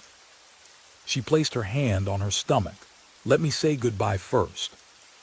Emily whispered into her belly. You're not my son, but if there's anything left of him inside you, forgive me. She kissed Daniel. Promise me if we stop this, you'll burn this house, salt the ground, never let anyone live here again. Daniel choked on his words. I promise. Emily lay in the circle Agatha drew, surrounded by ash and fire. The relic glowed in Father Thomas's hand. Daniel turned his back. He couldn't watch. And with a final chant, a scream tore through the room, a sound that wasn't human, wasn't earthly, a thing being ripped out of time. Then silence. Emily was gone. The house went quiet. The lights returned to normal. No wind, no crying, no whispers. The red moon faded into white. And Daniel dropped to his knees beside the ashes. Agatha wept in silence. Father Thomas whispered a prayer. The nightmare was over. Or so they thought. Daniel stood before a small grave. A simple stone reed. Emily William. Brave, beloved, broken. He kept his promise. The William house was burned to the ground, the land salted, the property sealed off. He tried to move on, but the nightmares never stopped. Neither did the scratches on the walls of his new apartment, despite living on the 6th floor. Agatha, now living in a church shelter, had started having visions again. But this time, it was Emily she saw. It was a boy pale, with empty eyes and a stitched mouth, standing in the woods where the William house once stood. She rushed to Daniel. "It's back, and it's growing stronger." Daniel's heart sank. "I buried her, I saw her die." Agatha shook her head. "You didn't bury the child, you buried the vessel." Daniel investigated the burned ruins of the William house. Among the rubble, beneath melted floorboards, he found something impossible. A single, perfectly preserved cradle. Inside it, a child's cloth doll, its eyes ripped out, its mouth stitched shut. As he touched it, his nose began to bleed. He dropped it, and from the shadows, a child's voice whispered, "Daddy." Agatha introduced Daniel to Mary, a 6-year-old girl who had been adopted by a couple in another town. Her parents recently died in a house fire. Now Mary drew disturbing images with crayons: a woman burning, a red moon, and a faceless boy always watching her. Daniel felt cold when he met her. She turned to him and asked, "Why did you leave me in the fire?" He backed away. "You're not her." Mary's eyes rolled back. "You made a promise, you failed." At night, Daniel's dreams bled into waking life. Black Circle Emily standing at the foot of his bed, weeping black tears. Black Circle doors slamming. Black Circle mirrors cracking as he passed. Black Circle bloody, handprints on the ceiling. Agatha warned him. The entity didn't die, it escaped. It's looking for a new gate. And Mary was almost ready. Agatha led Daniel to a reclusive woman named Helena, the last surviving member of the original coven that tried to bind the demon in 1901. Helena was half blind, burned, and missing fingers, punishment for betrayal. She said, "There's only one way to stop it. You must return to the original altar and sacrifice what started it all." "Daniel, you mean the book?" Helena, "No, the bloodline." Daniel went pale. "Emily's bloodline." Helena nodded. "Mary." Daniel couldn't do it. He wouldn't hurt Mary. She was just a child, even if something else was inside her. But then Mary stood at the doorway and said in a voice not her own, "Don't be weak again, Daniel. You know how this ends." Agatha, Helena, and Daniel made a new plan. Black Circle used the altar site to bind the entity one last time. Black Circle lure it using Mary's body. Black Circle trap it within the ancient relic Thomas once carried. But they needed one more thing, a willing host for the final sacrifice. Daniel said nothing, but he knew who it had to be. Daniel, Agatha, Mary, and the frail Helena stood in the cursed forest, where the first ritual was ever performed. The altar was cracked stone, stained with something darker than time. Wind howled though the trees stood still. The sky turned gray. Daniel lit the circle with sacred oil. Agatha began the chant. Mary sat at the center, humming a lullaby no one had ever taught her. As the ritual began, the ground shook. From the shadows, laughter like a child echoing through empty space. Mary's body froze. Then she stood slowly, looking at Daniel. "Will you give me what I want now?" Daniel held the relic in one hand. "Not her, take me." The demon's voice hissed, "A man's soul, weak, but yours is ripe with regret." A sudden gust extinguished the flames. Agatha clutched her chest and collapsed. Smoke poured from her mouth, not fire but shadows. She whispered, "Finish it before it's too late." Then she was gone, her body vanishing in a burst of ash, as though she'd never existed. Mary screamed, not in fear but in rage. She was mine. Daniel raised the relic, now glowing red. The demon rose through Mary's body, distorting her voice, cracking the air around her, making her eyes glow like hot coals. But Daniel didn't run. He stepped into the altar. "I'm done running. You want pain, take mine." He shoved the relic into his own chest. Light exploded from the altar. The forest screamed. Mary fell backward, unconscious. The entity twisted, screeching through every tree, every rock, every shadow. Helena wept. He's doing it. He's becoming the gate. And just like that, silence. Daniel was gone, but so was the demon. The circle burned white hot, then dimmed. Only ashes remained where Daniel stood. Mary opened her eyes. They were clear. Her voice was her own again. "Where, Daniel?" "Helena, he's at peace. He saved you."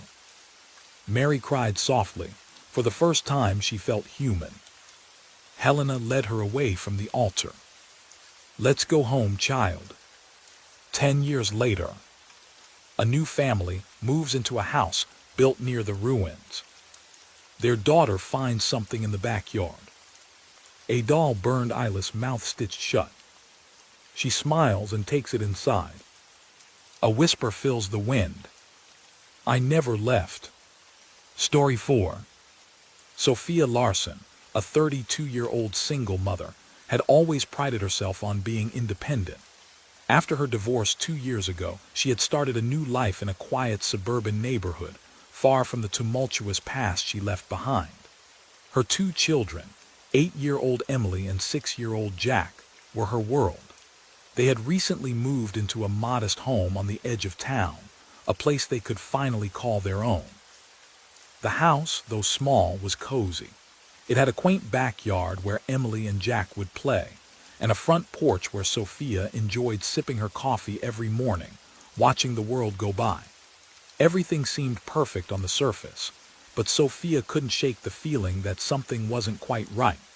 She had told herself that it was just the anxiety from the move and the pressure of raising 2 children on her own. But deep down, there was a gnawing feeling, an unsettling sense that the house wasn't as welcoming as it seemed. One evening, as the kids slept, Sophia found herself in the living room reading a book to unwind. The air felt heavy, colder than usual for a late summer night. She brushed it off, thinking the air conditioner was malfunctioning. Then the lights flickered once, twice. The room felt more oppressive, as if something unseen was looming in the corners, waiting. Sophia stood up to turn on a lamp, but before she could move, she felt it. A cold breath on the back of her neck. A sudden shiver ran down her spine, and she whipped around, expecting to see Emily or Jack sneaking up behind her, but there was no one. The room was still, too still. "Maybe I'm just tired," she muttered to herself, forcing a smile and trying to shake off the feeling. She turned back to the lamp, and just as she reached out, the loud bang of a door slamming shut echoed through the house. Her heart skipped a beat. She rushed toward the sound, her footsteps echoing in the hallway. The front door was shut tightly. Emily and Jack were asleep, and the house was otherwise quiet. She checked every room. Nothing seemed out of place, but the air was thick with an invisible pressure that she couldn't explain. That night, as she lay in bed trying to calm her racing heart, she heard it again. A whisper, a soft voice calling her name. "Sophia." Her eyes snapped open. The voice sounded close, as if someone were standing at her bedside. Her heart pounded in her chest, and her breath came in shallow gasps. She reached out for the light switch, but before she could move, the voice spoke again. "Sophia." This time it was louder, more insistent. The whisper echoed in her ears as if coming from inside her own mind. She tried to shake it off, telling herself it was just a figment of her imagination, but deep down, she knew something wasn't right. Something was in the house with her. The following days were a blur for Sophia. She tried to ignore the strange occurrences, objects out of place, the feeling of being watched, the cold spots that seemed to appear without explanation. But as the days went by, the attacks became more physical. She started waking up with bruises on her arms and legs. At first, she thought she had injured herself during sleep, but as time passed, the injuries grew more pronounced and bizarre. One night, as she sat in her living room reading a book, she felt a sharp pain on her neck. It was as though something had scratched her, but when she reached up to check, Her fingers came away with nothing but a slight red mark. Just stress, she told herself. I'm imagining things. But the marks continued. And worse, she started to feel hands. Cold, invisible hands grabbing at her limbs, pulling her back when she tried to move. The sensation was horrifying. Every time she tried to tell herself it was all in her head, she would experience something even worse. Sophia's mind began to unravel as the strange occurrences escalated. She couldn't talk to her friends or family. They'd think she was crazy. She hadn't even told them about the bruises or the whispered voice. She had to find someone who could help her, someone who would believe her. That's when she found Dr. Hannah Rose, a local therapist specializing in trauma and stress-related disorders. Dr. Rose had been highly recommended, and Sophia hoped that maybe, just maybe, she could explain the psychological pressure she was under. She scheduled an appointment, telling herself that the doctor would offer her the help she so desperately needed. The first session was uncomfortable, but Sophia felt a slight relief in finally speaking to someone about what she had been going through. Dr. Rose listened carefully, offering a sympathetic ear. Sophia poured out her fears, describing the strange incidents, the invisible force that seemed to haunt her, the coldness that gripped her body in the dead of night. Dr. Rose listened intently, but her response was clinical. It sounds like you're dealing with a great deal of stress, Sophia. Perhaps some unresolved trauma from your past is manifesting itself in these disturbances. It's not uncommon for people to experience intense feelings of dread or even physical symptoms when they're under pressure. Sophia felt a wave of relief. It made sense. Maybe she was just overthinking things. After all, she'd been through so much with her divorce and starting over. But as Dr. Rose spoke, Sophia felt an odd sense of doubt. She could still feel the chill in the air, the whispers that lingered in the silence. This wasn't just stress. This wasn't just her mind playing tricks on her. The following night, everything changed. Sophia had just finished putting the kids to bed and was cleaning up the kitchen when it happened. The door to the living room slammed shut with such force that the house shook. Sophia froze, her blood running cold. "Jack," she called out nervously. "Emily." No response. The house was silent again. But as she stepped toward the living room, a low, guttural growl echoed from the shadows, so deep it felt like it came from the pit of the earth itself. Then she felt it, a cold, clammy hand wrap around her ankle, pulling her back into the darkened hallway. She screamed, her heart racing as she struggled to break free, but the grip was strong, unrelenting. Sophia managed to break free, her heart pounding as she stumbled toward the front door. She didn't know what was happening or why it was happening, but she knew she couldn't stay in the house any longer. As she fled into the night, the sound of the whispers followed her, but she had made up her mind. She wasn't going to let this presence destroy her. The real journey was just beginning. Sophia's heart raced as she sped away from the house. The image of the cold, clammy hand gripping her ankle burned into her mind. The cool night air did nothing to calm the terror she felt. She couldn't explain it, but everything she had experienced since moving in felt wrong. More than just an eerie feeling, more than just a haunted house. It was as if some malevolent force had latched onto her, tormenting her for reasons she couldn't yet understand. She spent that night at a nearby motel with her children, unable to shake the image of the hand and the growl that still echoed in her ears. As the days passed, she found it impossible to return to the house. Her every thought was consumed by what had happened, and no matter how hard she tried to push the fear aside, it remained, lurking in the corners of her mind. The next morning, Sophia decided to seek help again. Dr. Rose had suggested that she focus on her past, that perhaps her childhood traumas might be surfacing. Sophia wasn't sure how to connect her current experiences with the past, but she was desperate for answers. It seemed that every time she closed her eyes, the nightmares returned, each one more vivid than the last. Sophia returned to the house with her children, though her dread was palpable. She needed answers. She needed to understand why this was happening, and she was willing to dig into whatever part of her past she had left buried. But the second she stepped back inside, she felt it again. The same oppressive atmosphere, the same coldness, the whispering. It was like the house itself was alive, aware of her presence. Sophia decided to visit the local library, hoping to find any information on the house's history. The old woman at the library gave her a peculiar look when she asked about the house, and after a long pause, she spoke in a low voice. "There's something about that place," she said. "Years ago it was the site of a terrible tragedy. A family lived there, a mother, father, and 2 children. The mother, well, she was the last one to survive. They say she went mad after what happened."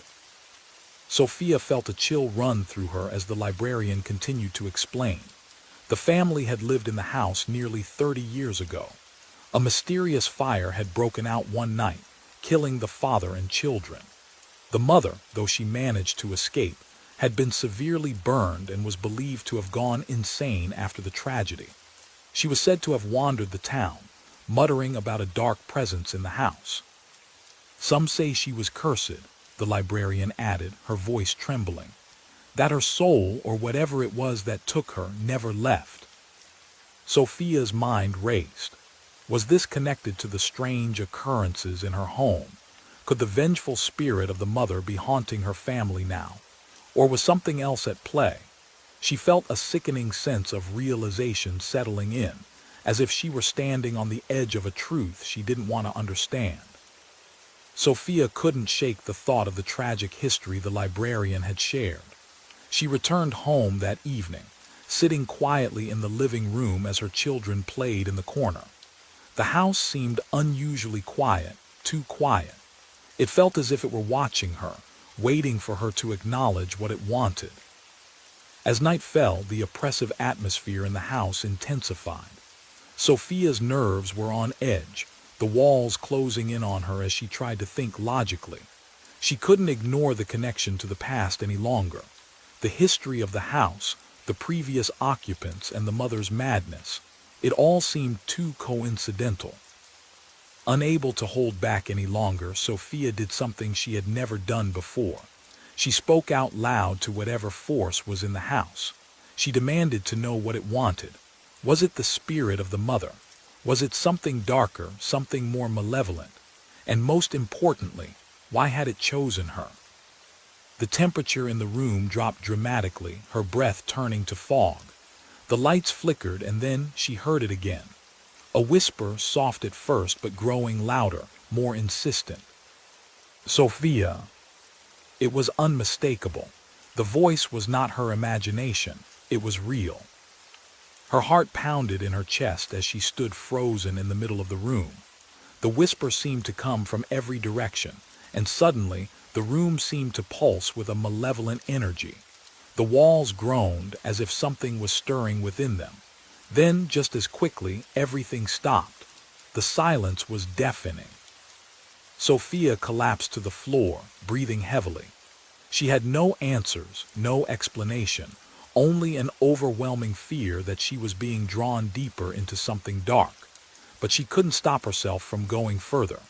The need to understand, to confront whatever was tormenting her, had become an obsession. Days passed without further incident, though the feeling of being watched never left. But one evening, as she was putting the kids to bed, there was a knock at the door. Sophia opened it, only to find a middle-aged man standing on her doorstep. His face was gaunt, his eyes tired and hollow. "I'm sorry to disturb you, but I know what you're going through," he said quietly. "I know what's happening in your house." Sophia was taken aback. She didn't know this man, but there was something in his voice, something that made her feel both uneasy and strangely comforted. "Who are you?" she asked. "My name is Daniel. I used to live here a long time ago. I can't explain everything, but I know what's haunting you, and I know it's not just the house." Sophia invited him inside, desperate for any kind of answer. Daniel explained that he had lived in the house as a child many years ago and had experienced strange things, similar to what she was going through. But he hadn't stayed long. He'd left, and over the years he had tried to forget about the house. But now he couldn't escape it any longer. They didn't die in the fire, not all of them. Something else happened to them. Something worse, Daniel said, his voice shaking. I don't know the details, but I've spent years trying to uncover it, and now it's coming for you. Sophia listened, a mix of dread and curiosity swirling in her gut. What had happened to Daniel's family? What had really happened to the mother? And why was it now targeting her? Daniel's warning only fueled Sophia's sense of urgency. She had to uncover the full story. She had to confront the past to stop the cycle from repeating itself. But the more she learned, the more she realized how little she truly knew. The deeper she dug, the more dangerous things became. That night, as Sophia lay awake in bed, she couldn't escape the growing dread in her chest.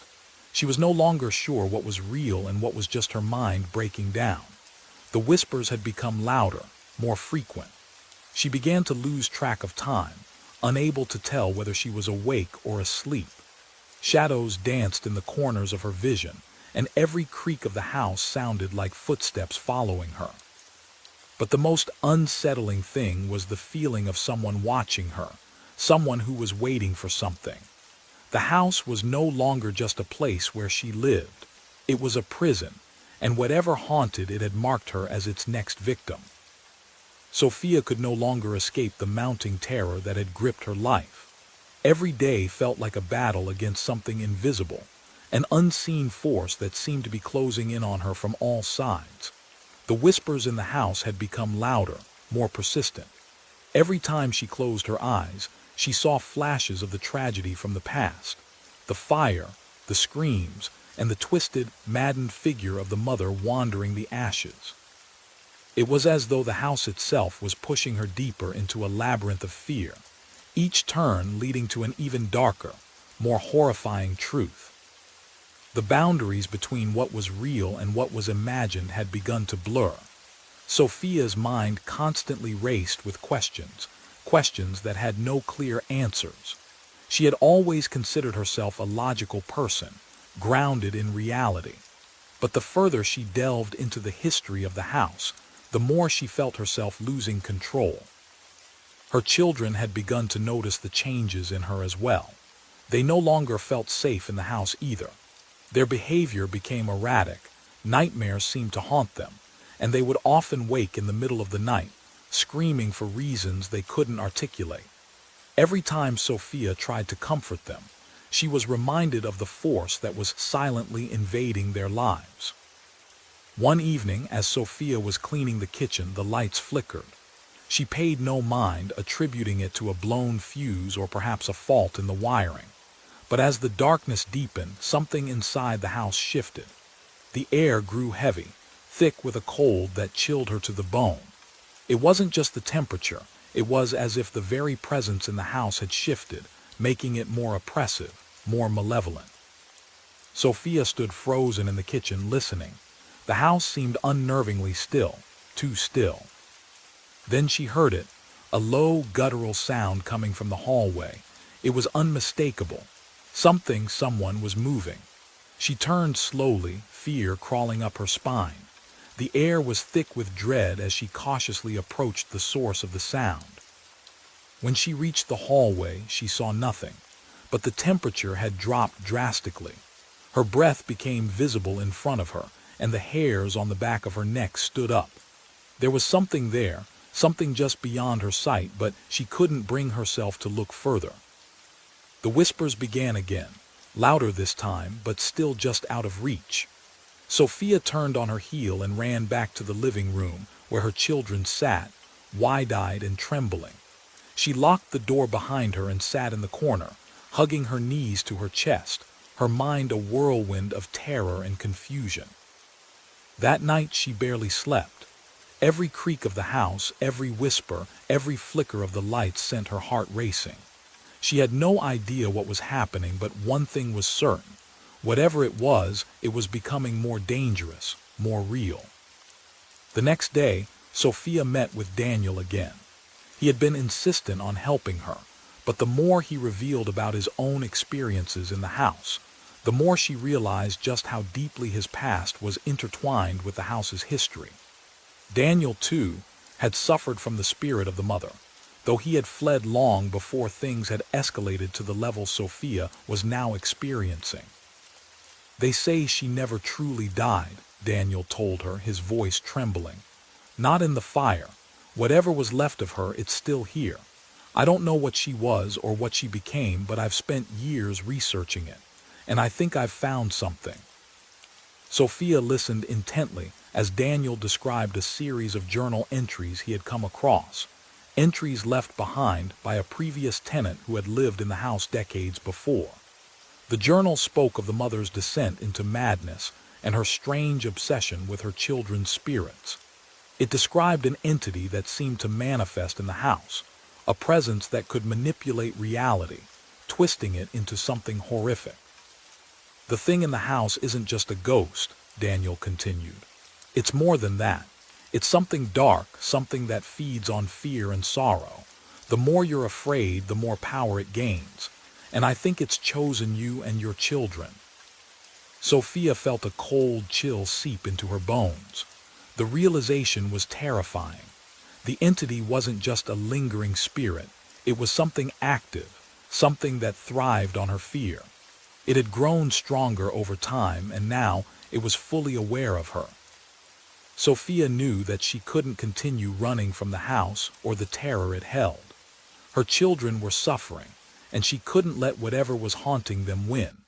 The more she thought about Daniel's warning, the more she knew she had to confront whatever dark force was in the house. She began researching rituals, searching for any way to break the entity's hold over them. She read accounts of exorcisms and seances, hoping to find some method of banishing the evil that seemed to suffocate the house. Every night, she performed her own small rituals, lighting candles, saying prayers, even using sage and salt, anything to push back against the growing presence. But with each failed attempt, the entity became more aggressive. The house itself seemed to retaliate, throwing objects, slamming doors, and filling the air with a suffocating presence that made it impossible to think clearly. Her attempts to rid the house of the force were futile, and with each failure, her sanity seemed to fray just a little more. One night, as she sat alone in the living room, trying once again to center herself, the temperature in the room dropped sharply. The lights flickered and the whispers began, louder, more urgent. They weren't just whispers anymore. They were voices, each one distorted, angry, pleading. Sophia knew this was it. The final confrontation was inevitable. She felt the presence in the house closing in on her, as if the very walls were suffocating her. It was time to face whatever was waiting in the darkness. She gathered her courage and began a ritual that she had found in the journals Daniel had shared with her. It was a dangerous one, involving invoking the spirits of the house and offering them a chance for closure. But she had nothing left to lose. As she chanted, the shadows in the room began to twist and contort, coalescing into a dark, formless shape. It was the mother. The twisted, burned figure of the woman who had once lived there, driven to madness by loss and grief, now stood before her, a presence of pure malice. Sophia's heart pounded in her chest as the entity's form loomed over her, its voice an agonized scream. But instead of fear, Sophia felt an overwhelming sense of sorrow. This wasn't just a monster, it was a tortured soul, twisted by its own pain and rage. In a moment of clarity, she understood what she had to do. She needed to offer the spirit forgiveness, to break the cycle of torment that had held it captive for so long. With all the strength she could muster, she reached out, offering peace, offering the release it so desperately needed. For a moment, everything went silent. Then, with a final, anguished cry, the entity collapsed in on itself, the darkness dissolving into nothingness. The house fell still. The whispers faded, And for the first time in weeks, Sophia felt a wave of calm wash over her. The house was no longer a place of torment. The darkness had lifted, and with it, the oppressive weight that had suffocated Sophia and her children. But as they began to rebuild their lives, they knew that they had been changed by the experience. The haunting had left its mark, but it had also given them something, an understanding of the darkness that could consume a person and the light that could bring them back from it. Though the house was quiet now, Sophia never forgot what had happened. She had faced the unimaginable and emerged stronger. And as the years passed, she would continue to carry the memory of what had happened, because some things once experienced could never be truly forgotten. After the confrontation with the entity, Sophia believed she had finally rid herself and her family of the horrors that had plagued them. The house, which had once felt like a living nightmare, now seemed to have returned to its dormant state. The oppressive coldness lifted, and for a short while, life returned to some semblance of normality. But deep down, Sophia knew she hadn't truly won. The darkness had only been pushed back, not destroyed. The evil that haunted the house wasn't just a lingering spirit. It was something far more insidious, something that had learned to adapt, to feed off her fear, and to wear the guise of something else entirely. In the weeks following the ritual, the family slowly began to recover. Sophia's children, Ethan and Lily, were more at ease. The nightmares that had once gripped them seemed to dissipate, and they began to find comfort in their mother's presence once again. But Sophia couldn't shake the nagging feeling that the house was watching her, waiting for her to let her guard down. The dark entity, though seemingly gone, had left behind something, an imprint, a mark of its power. It wasn't finished with her yet, and as the days wore on, the subtle signs began to reappear. First, it was a strange chill in the air, followed by objects moving out of place. Then Sophia began hearing whispers again, only now they came from inside her own mind. Her thoughts became clouded, and it was as if something was trying to push its way back in, feeding on her anxiety and fear. One night, while Sophia was reading through her journals, trying to piece together the truth about what had happened in the house, she heard a faint creak. It was coming from upstairs, faint but deliberate, like someone walking slowly across the wooden floor. Sophia froze, her heart skipping a beat. The house was silent, save for the sounds of her own breathing. She rose from her chair, cautiously making her way toward the stairs. The creaking grew louder, more insistent, but when she reached the landing, the sound stopped. Her stomach churned with dread. Was it just her mind playing tricks on her? Or was the entity still lurking, hiding in the shadows, waiting for her to slip up? Sophia couldn't ignore it any longer. She called Daniel again, desperate for answers. After everything they had been through, she couldn't do this alone. Daniel arrived late that night, his face grim as he listened to her recount the strange occurrences. "This isn't over," Daniel said quietly, his eyes filled with a mixture of fear and resolve. "The house, it's still here, and it's growing stronger. It's feeding off your fear, Sophia. That's how it works, and we need to stop it before it consumes us all." Sophia could feel her pulse quicken as Daniel spoke. The thing in the house wasn't gone.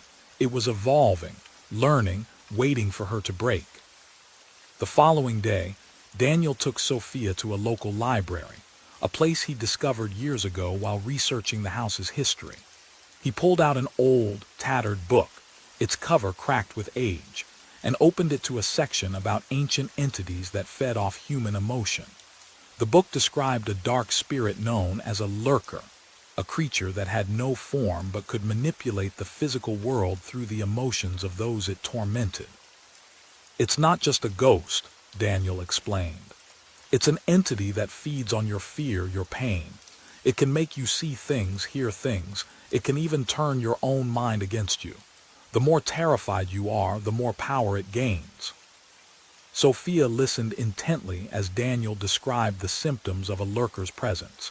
It wasn't just the physical manifestations like objects moving or shadows lurking in the corners of the room.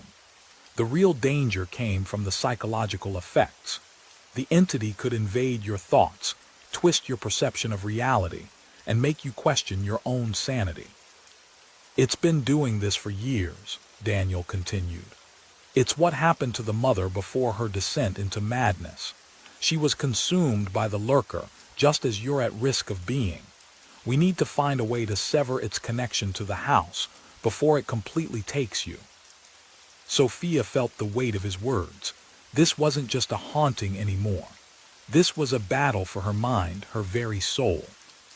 Sophia and Daniel spent the next several days researching everything they could about the lurker. They discovered that the entity could only be defeated if it was forced to confront its own weakness, its reliance on fear. They needed to strip it of the power it had gained by making themselves fearless. The two of them began a new plan. Sophia would need to confront the fear head-on, to face the entity without flinching, without running. She would enter the house again, fully aware of the risks, and perform a ritual that would reverse the lurker's influence. But the ritual was dangerous. It required them to enter the heart of the house, the very room where the entity's power had first manifested, and challenge it on its own terms.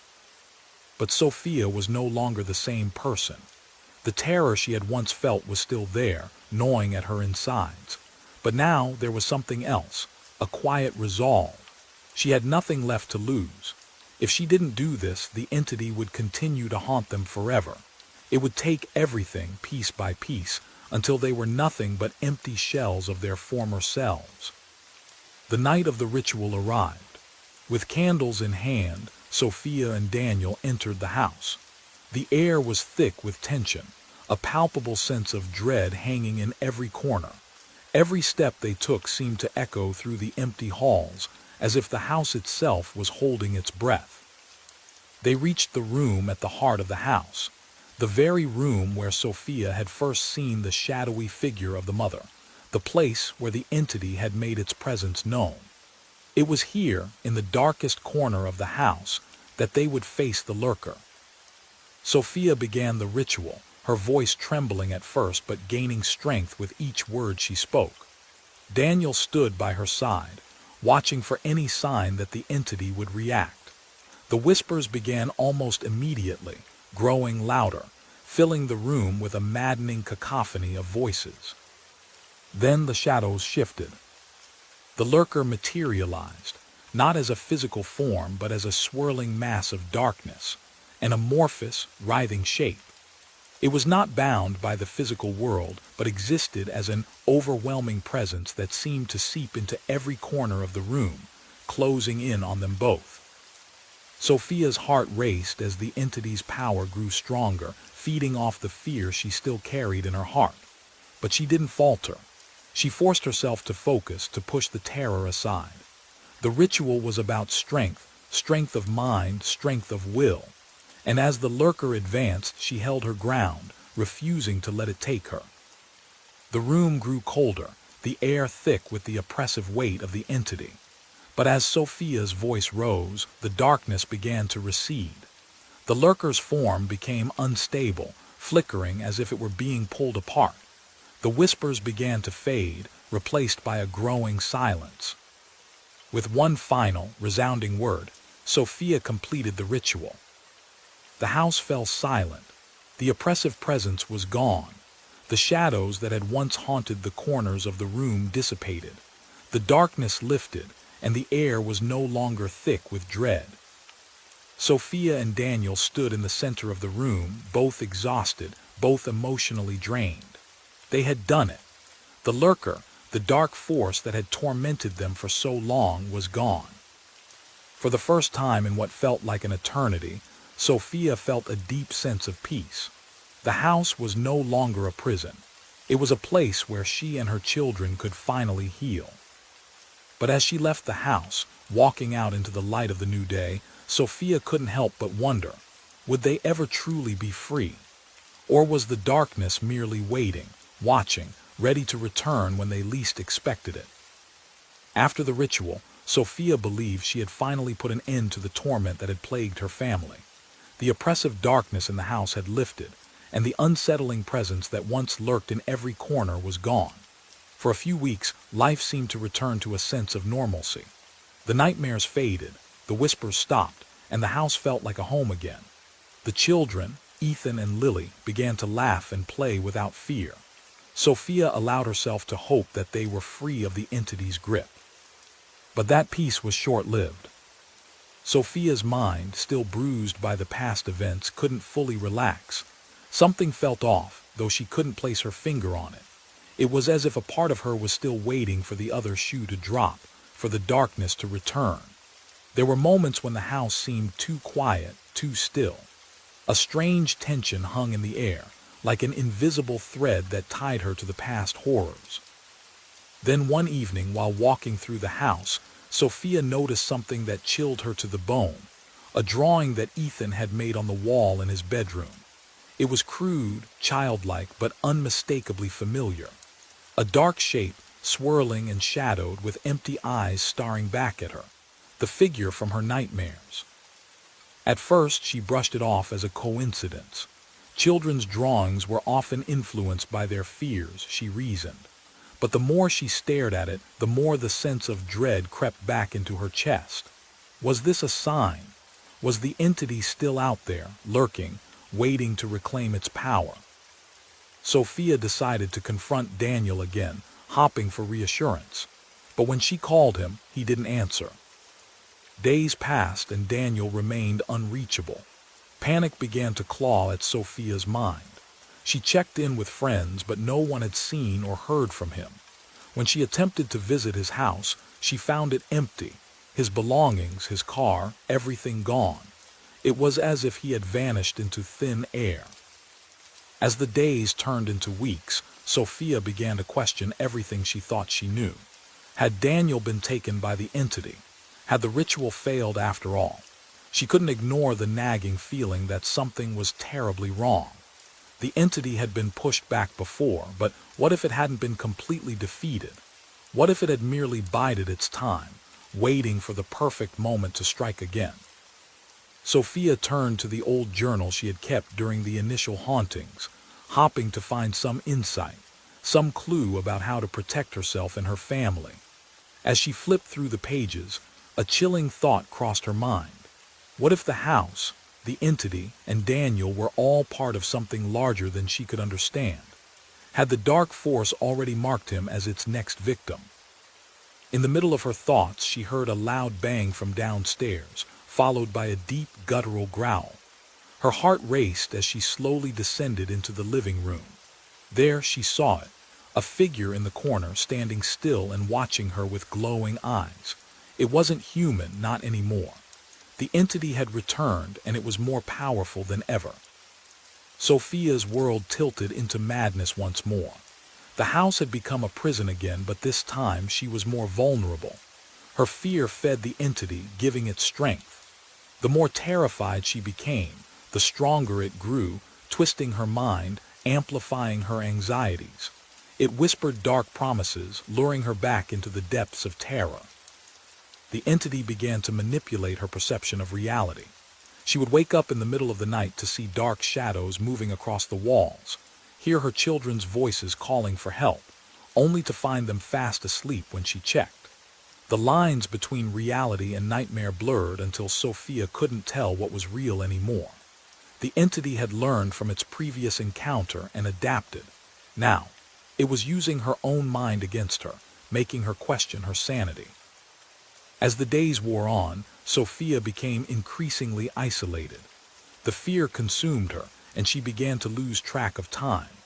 Was Daniel still alive? Was this all a twisted game designed to break her once and for all? The house had become a reflection of her own fractured mind, and she no longer felt in control of her own thoughts. Her once comfortable home now felt like a maze, a labyrinth with no exit. The entity was everywhere, lurking in the shadows, hiding in the corners of her vision. It followed her, whispered to her, and pulled at the very fabric of her reality. But it wasn't just haunting her. It was manipulating her, bending her will to its own dark purposes. Realizing that she was trapped in a psychological and emotional spiral, Sophia sought help outside the house, hoping that professionals could offer a solution.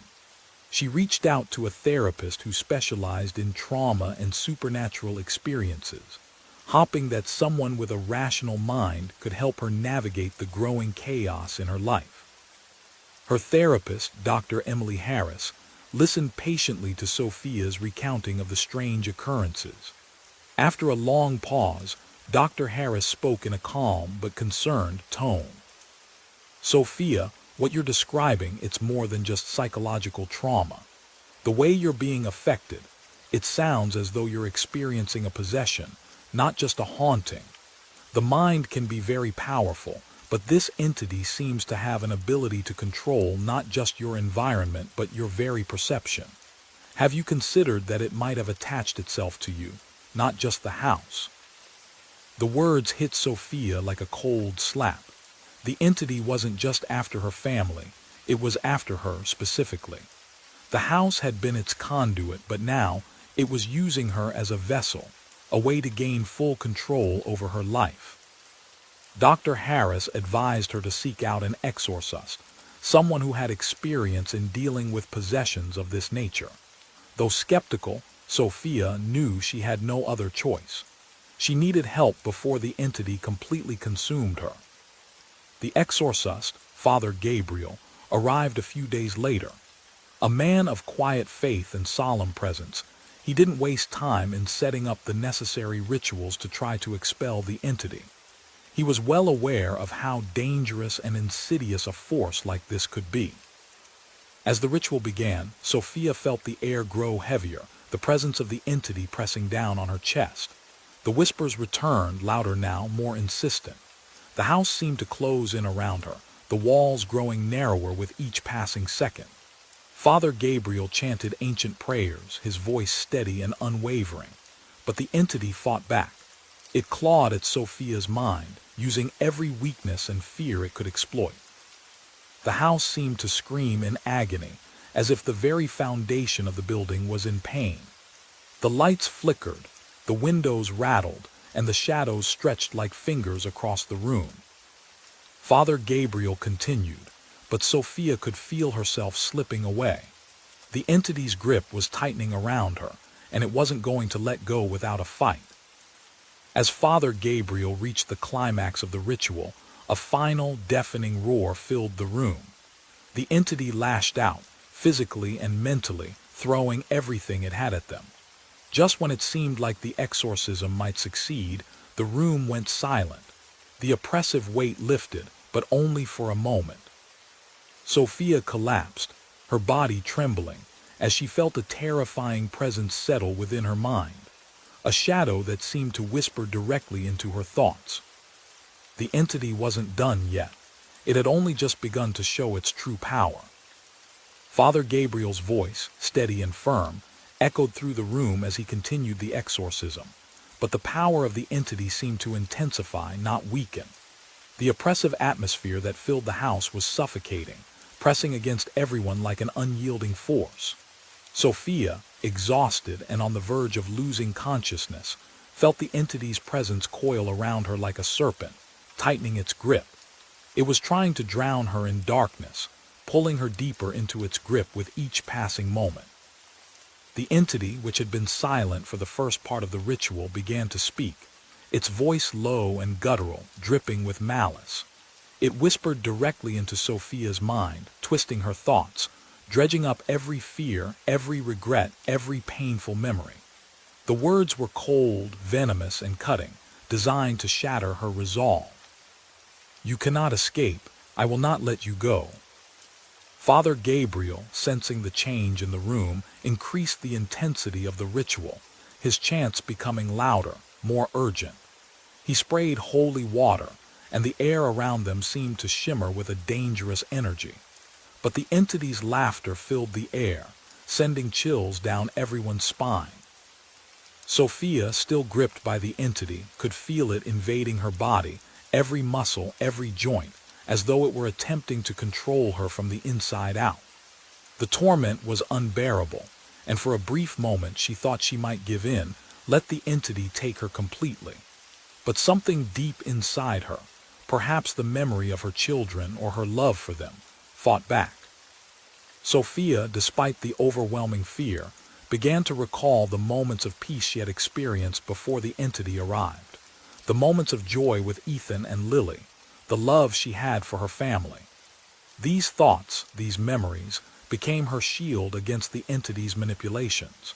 She fought back, mentally and emotionally, clinging to the light within her that the entity had tried to extinguish. Father Gabriel, seeing Sophia's inner strength, urged her to focus, to channel her will against the entity. "You are stronger than this darkness," he said, his voice full of conviction. "It thrives on fear. You must not let it control you." Sophia clenched her fists, gathering every ounce of strength she had left. The entity's whispers grew louder, threatening to drown her, but she refused to succumb. She began to chant the words of the exorcism herself, the same words Father Gabriel had been chanting. Her voice was shaky at first, but it grew in strength, gaining clarity and power with each repetition. For a moment it seemed as though the entity faltered, the pressure in the room easing slightly. But just as Sophia felt a glimmer of hope, the entity retaliated with a violent surge of energy.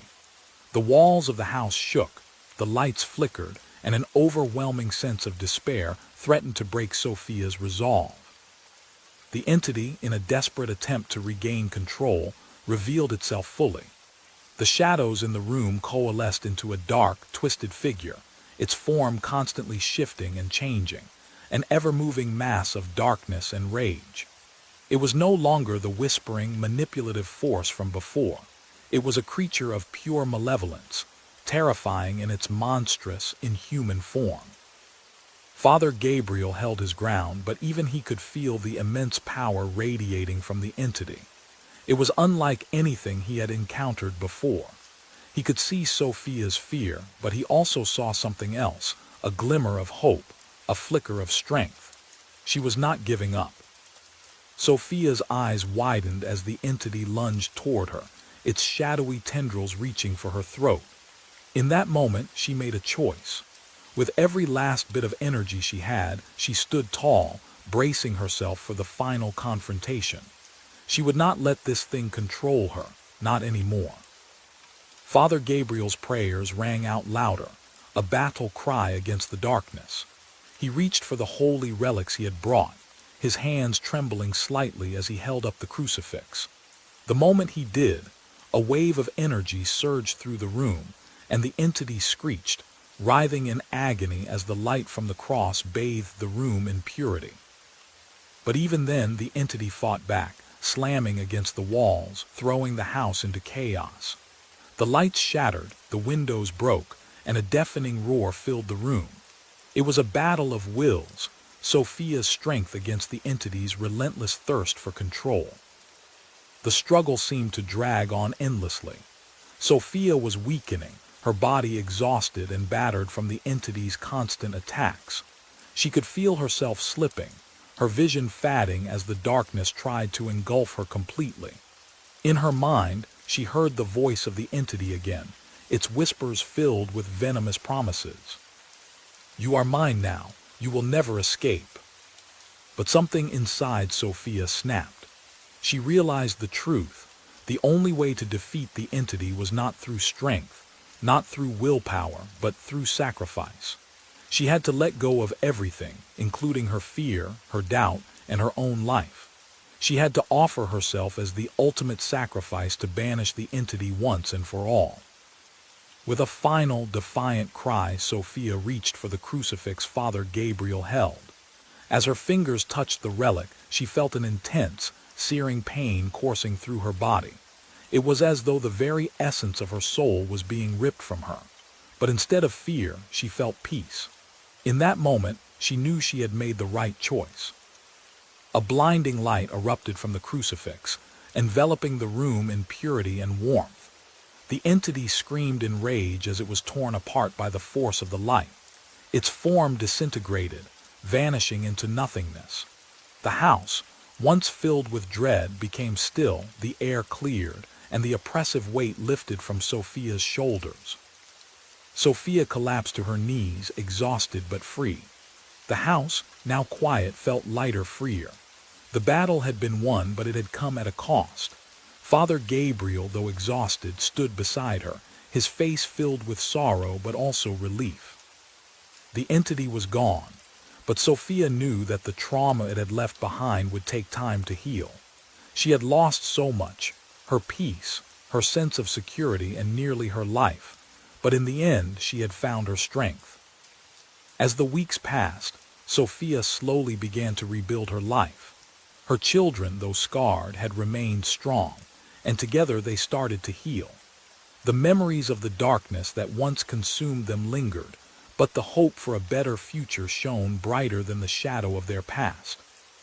The house, once a symbol of fear, became a home again, a place of love, growth, and healing. And though the scars of what had happened would never fully fade, Sophia knew one thing: she had faced the darkness and she had survived.